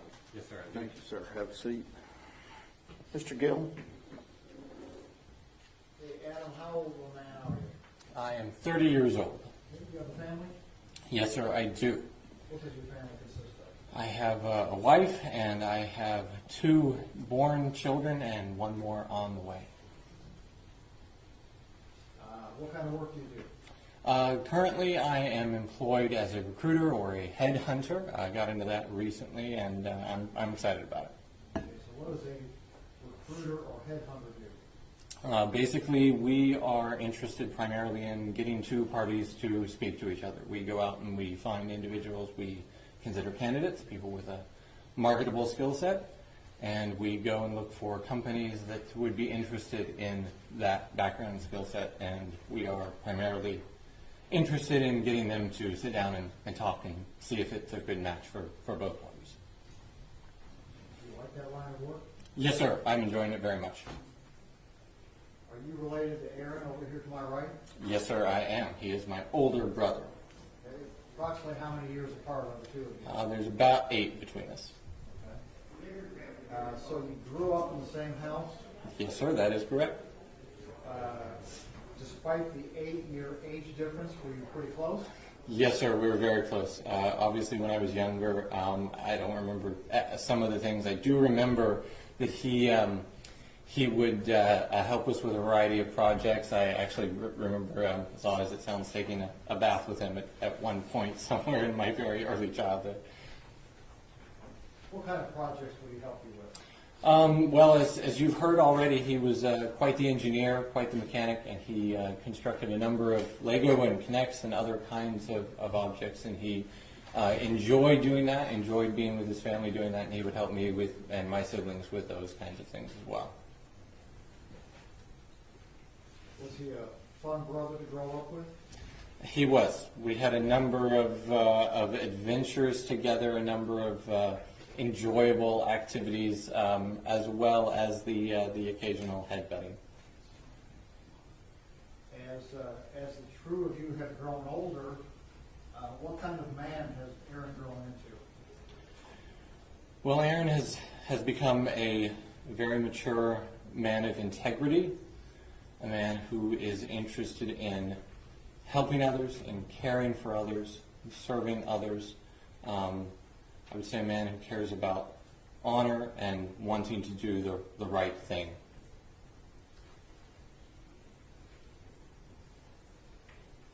How would you describe his personality? He is very analytical, should come as no surprise to you. He has both a serious and a light, fun side. We make fun of him a little bit for being a little too self-serious occasionally, but he has plenty of humor. He can speak to people. He's very interested in a number of different areas. We've already heard some of those kinds of things. He enjoys learning about those things. He's self-taught in many of the areas you have heard described. You described that you have a couple of kids, a couple of born kids. Yes, sir. I have a 3-year-old daughter and a 1-year-old son. Do they know Aaron? Yes, they do, very well.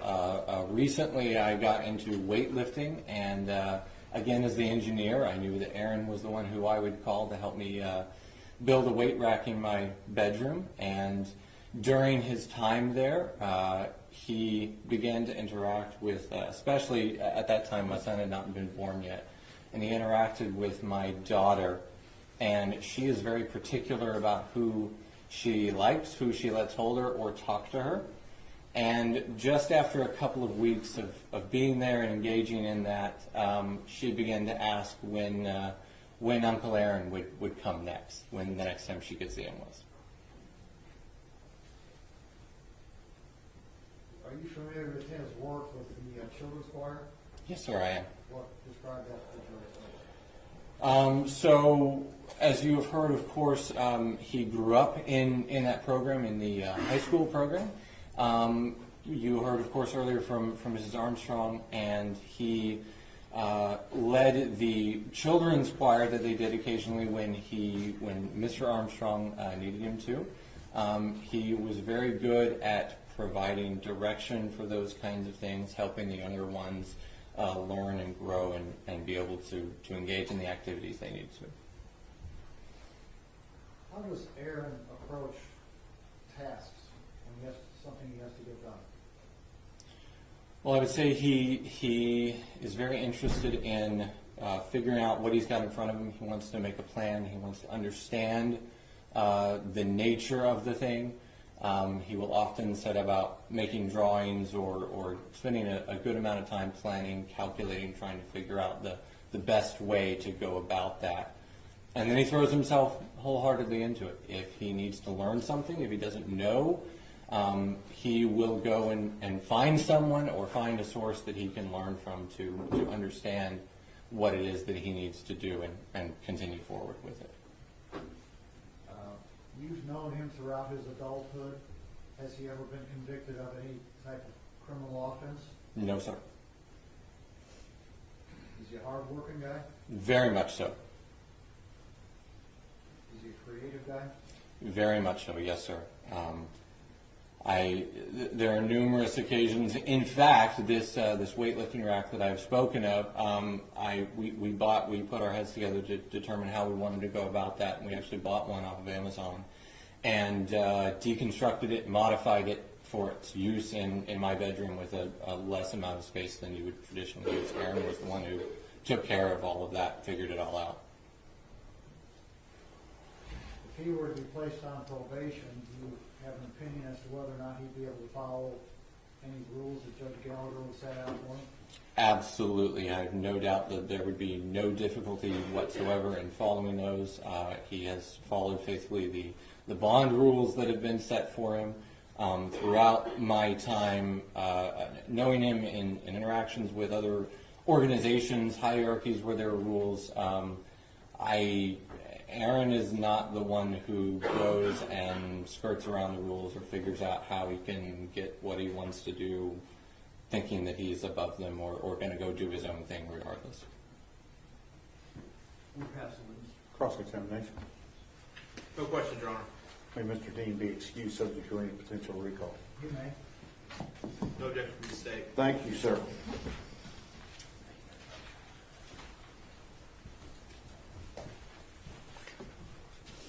Mr. Gill. Alyssa Dean. Alyssa Dean.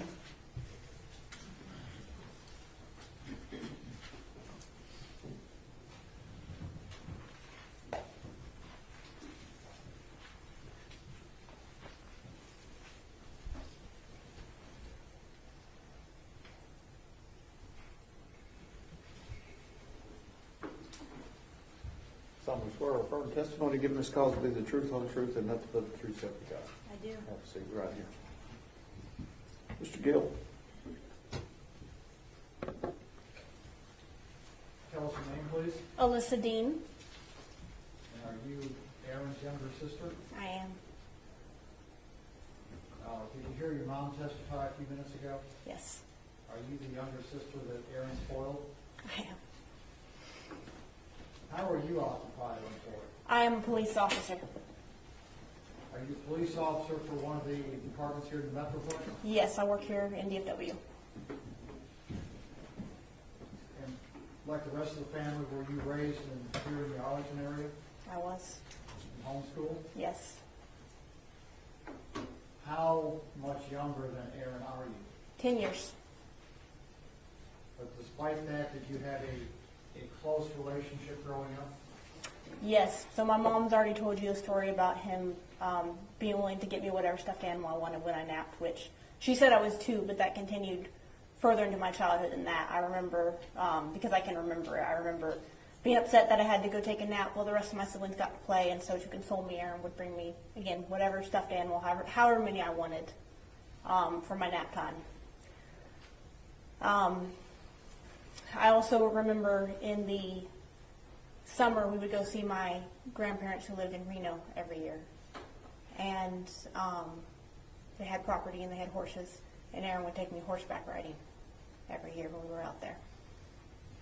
So you had pretty good memories growing up. Yes. How long have you been a police officer? 7 years. So, were you actually a police officer before Aaron Yes. became a police officer? Yes.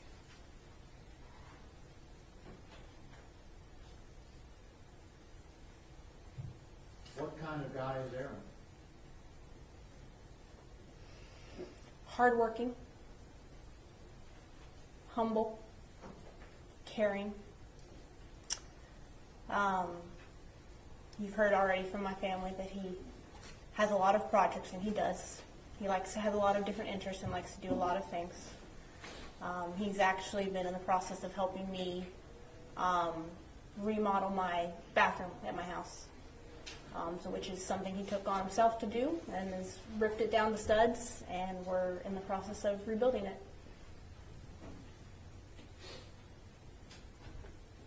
You said and gave us an example of how he's hard working. You said he was humble also. Describe that to us. I remember conversations when Aaron was going through the academy. Of course, I had already been through my academy by that time. I was an officer. And awareness that he was tackling a new field. It was very different from what he had done before, and that he did not know everything, and he knew he didn't know everything, and he was eager to learn every day. He was eager to get in there and learn what it was about.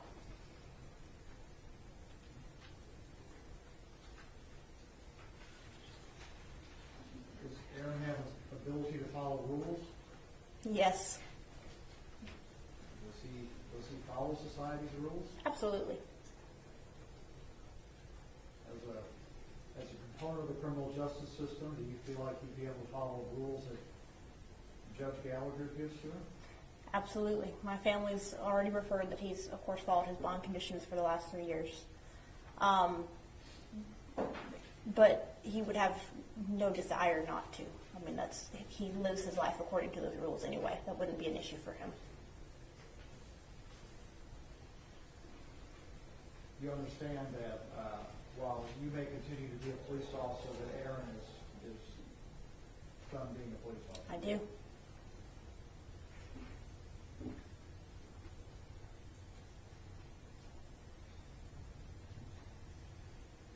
We'll pass the witness. Cross-examination. You've had your brother, and you just talked about it, the last 3 years or so he's been helping you around the house. You've been able to see him, right? Yes. And you've been able to talk to him? Yes. Hug him? Yes. In fact, you just touched him on the shoulder when you walked in. I You can did. still touch him with your hands. I can. And you know that's not something that this family over here to my left, the second row right here, do you know Darius Carr? You don't know him, right? But I saw him speak earlier. Sure, but you don't know him. I do not know. And you don't know Ashley. I do not. And you don't know Amber, who's in the hospital. No. And you know, though, that they don't get that same opportunity. I do know. And they will never get to do that. You know that? I do know it. And as far as what we talked a little bit earlier about this with another family member, you also grew up in a very religious family, correct? Yes. And honor and follow the teachings of the Bible, correct? Yes. And you're familiar with the numerous Bible verses that deal with an eye for an eye, tooth for a tooth. You're familiar with those, correct? Yes. Old Testament, New Testament, both? Yes. All right. When you described earlier about your brother being humble and caring, you love him, correct? Yes. Y'all seem like you are very, very close. We are very close. And both of you guys are one of the only 2 of the 6 siblings that went into law enforcement yourself. Did he do that because of you? Actually, most of my siblings have had an interest in law enforcement at one time or another. We're just the only 2 who ended up pursuing it. And so, did he go into it because of you? And testify this week, right? Yes. And you heard him grade himself as far as his performance out there, right? I did. And he gave himself a B? Mm-hmm. Is that a yes? Yes. Sorry, it's just because Okay. But yes. And the grade that he gave, the B grade, do you feel like that's a humble grade to give when a life is lost? I think it is very hard to give a grade when you're not given a rubric to grade by. Sure. A rubric to grade by. Rubric? Are you? And so, do you agree with the grade B then? Like I said, I If you'll let me finish my question. I'm sorry. It's just because we can't interrupt each other, and I've got to finish before you answer, vice versa. So, do you agree that with your brother then for the grade of B, with his performance out there at the city? like I said, without being given some kind of grading tool to use, I can't agree with that. I mean, all tests have to be given some kind of criteria to grade them by, correct? Sure. And so when Dale gave the A to F, he gave the grade B. You don't disagree with that grade? Again, without defining what an A and a B and a C would be. I mean, any test you take, someone has to grade that test based on some example, right? You can't just make up a grade. So without being given that grading scale, I can't agree or disagree. Okay, so in your mind, there's nothing that he should have done any better out there? Yes or no? Yes. In my mind, no. There's nothing he could have done any better out there? No. I'm going to pass away, Sean. Mr. Gill? Alyssa, you know as a police officer that every time you show up for shift, there's a possibility that something bad is going to happen that evening, right? I do. You know that officers get killed and injured all the time in the United States of America, isn't that right? Yes, there were 2 officers killed just this week in Bay St. Louis. What kind of call were they on? I believe it was I object. This is now outside the scope. It's not relevant. Sister. It's something that, well, I assume your academy, you went to a different academy than Aaron went to? I did. They trained use of force in your academy? Yes, very extensively. Were you trained if you faced a deadly threat? Did you answer that deadly threat with deadly force? Yes. Would you be surprised if any other police department across the United States trained any differently? I would be shocked if anyone trained any differently. And that's what officers have to deal with every day, is that right? Yes. Split-second decisions. Think that's the witness? Ms. Dinger? Do you disagree with the jury's verdict? Yes or no? You either agree with it or you don't. You asked if I disagree? Yeah. Do you disagree with the verdict? Yes. You do, As don't his you? sister, yes. Nothing further, Your Honor. Mr. Gill? Nothing further, Your Honor. May Ms. Dean be excused subject to any potential recall. No objection by the state. Thank you, ma'am. Your Honor.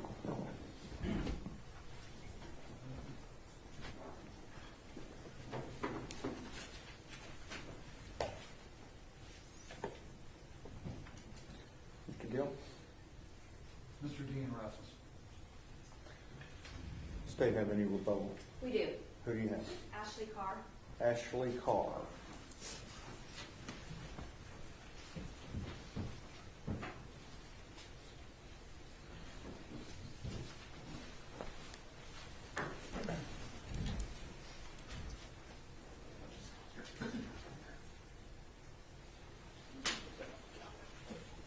You testified previously, right? Yes. Okay, remind you that you're still under oath, okay?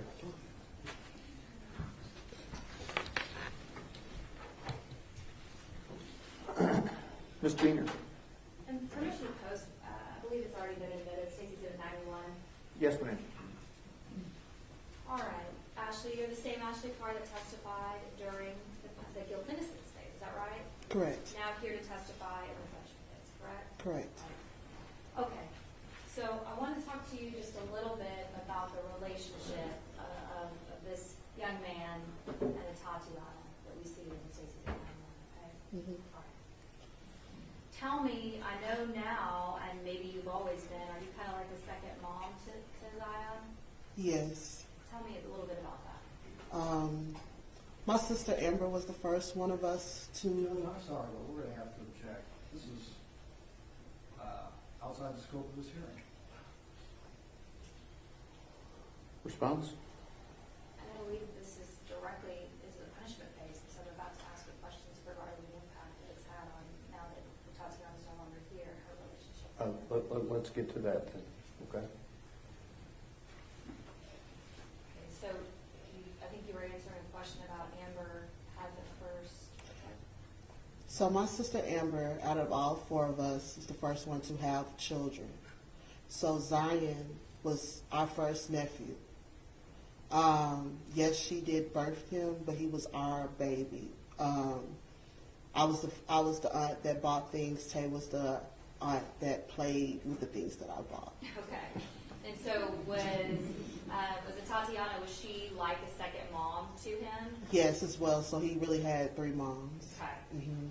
And you said she's the one that would actually play with them. Would she also make sure that he followed certain chores and responsibilities, things like that, especially when she was living there with them? Yes, she believed that, structure is needed for children so that they can feel safe and know that, what's coming next. She had made him a schedule of what you're supposed to do in the morning and had it on the refrigerator. Now that Yes.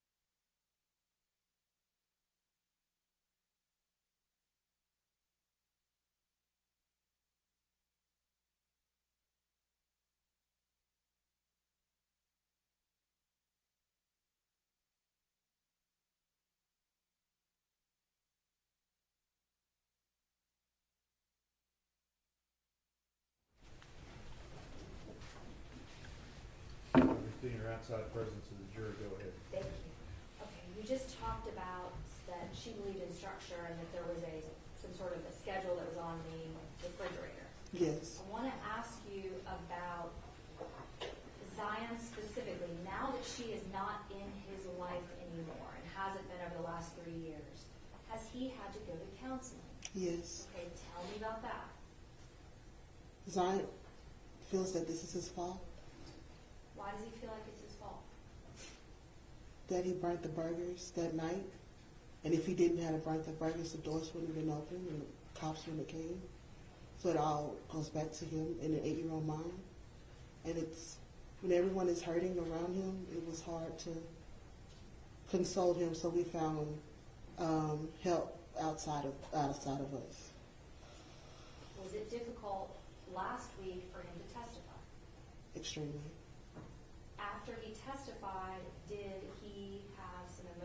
reaction to this whole process? Yes. What? So much so that he did not go to school for the next couple of days after that, so that we can make sure that he felt comfortable. He was having panic attacks, just outbursts. An 11-year-old can't express why you're frustrated and why you're mad.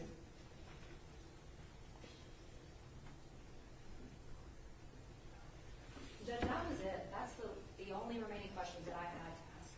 Any questions? I don't have any questions. Do you have objections? No. Well, actually, let me be clear. The only other questions I did intend to ask her is if she or her brother were part of yelling at any of his family member yesterday afternoon. Outside of that, I did not have any additional subject matter to cover. Let me say this in front of everybody. The way both of these families have behaved in this courtroom, I have no doubt that the Carter family was not involved in any of that. And I have appreciated their demeanor just as I've appreciated the demeanor of the Dean family. I thank both families throughout this trial. So that's not necessary, in my opinion, Ms. Diener. Mr. Gill. However, Judge, if the state wants to ask those questions, we are not going to object to that because we do not believe that they were any part of that either. I think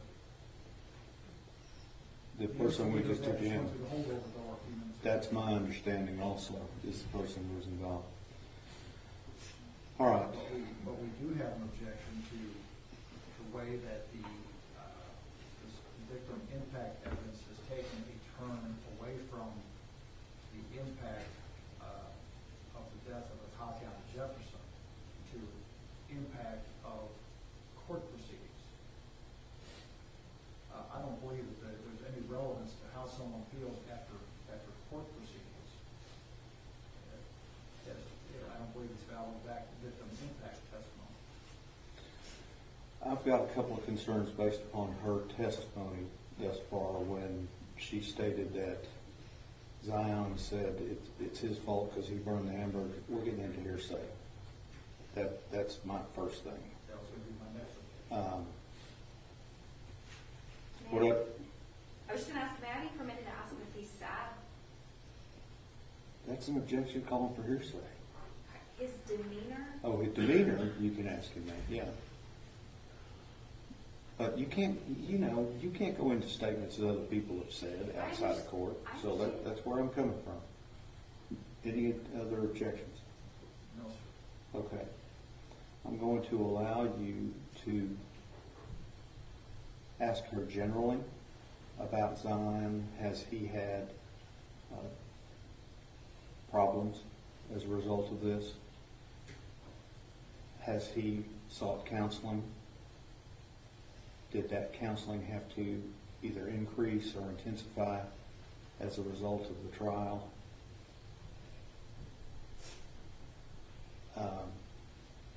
I want to keep it real general. Okay? Mr. Smith. What about missing school? I'll let you ask that. Missing school because of the incident and the trial? Correct. You may have an objection if you choose running objection to that. Okay? Yes, sir. Okay. So, you understand where we're coming from? Mm-hmm. All right. Both sides ready for the jury? State's ready. Yes. All right.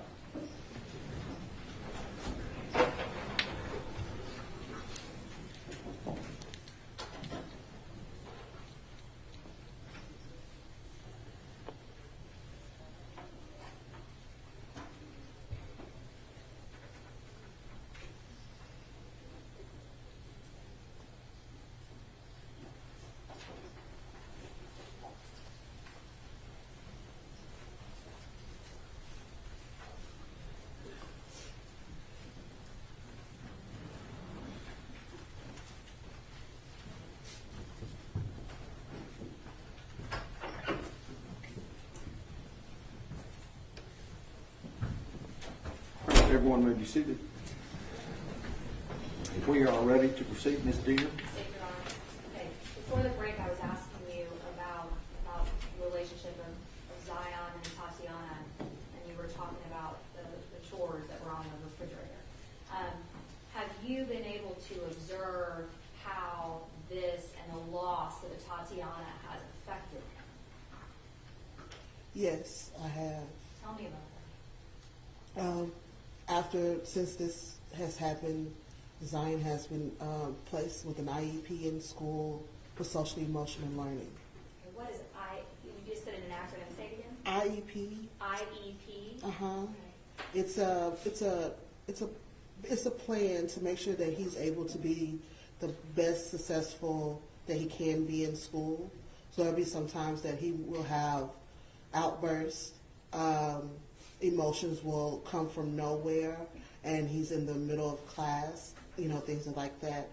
And in the plan, we've given him a space where he can just be by himself, to breathe through it, to also have a buddy at the school, but it's not a student, it's an adult buddy, that he can feel confident in talking to them, and them helping him talk through the stress at that moment.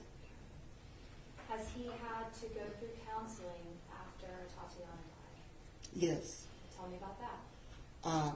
Well, all this happened, I guess, at the beginning of the pandemic. So he was doing play therapy. But then when the pandemic happened, everybody kind of stopped and he was doing virtual therapy. But he's a kid, so virtual therapy wasn't really for him. So we were able to find him in-person therapy and where he's been attending.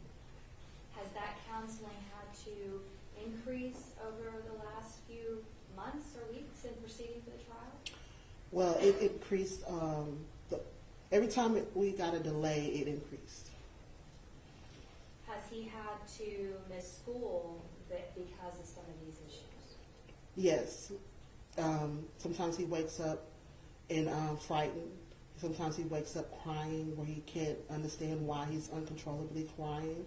And we just don't want to send him into an environment where his emotions are not intact for that day. So luckily the teachers have been working with us and sending, the work home or things like that, or telling us what he's missed, because they all understand that this is something traumatic for him. Cross-examination. No questions, Judge. May Ms. Carr be excused again, subject to any potential recall. Right. Thank you, ma'am. Thank you.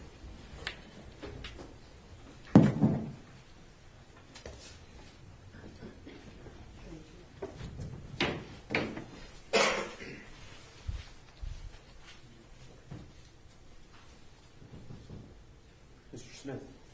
Your Honor, ladies and gentlemen of the jury, the state of Texas rests. We close. The state of Texas closes as well. All right, that's all of the evidence that you will hear.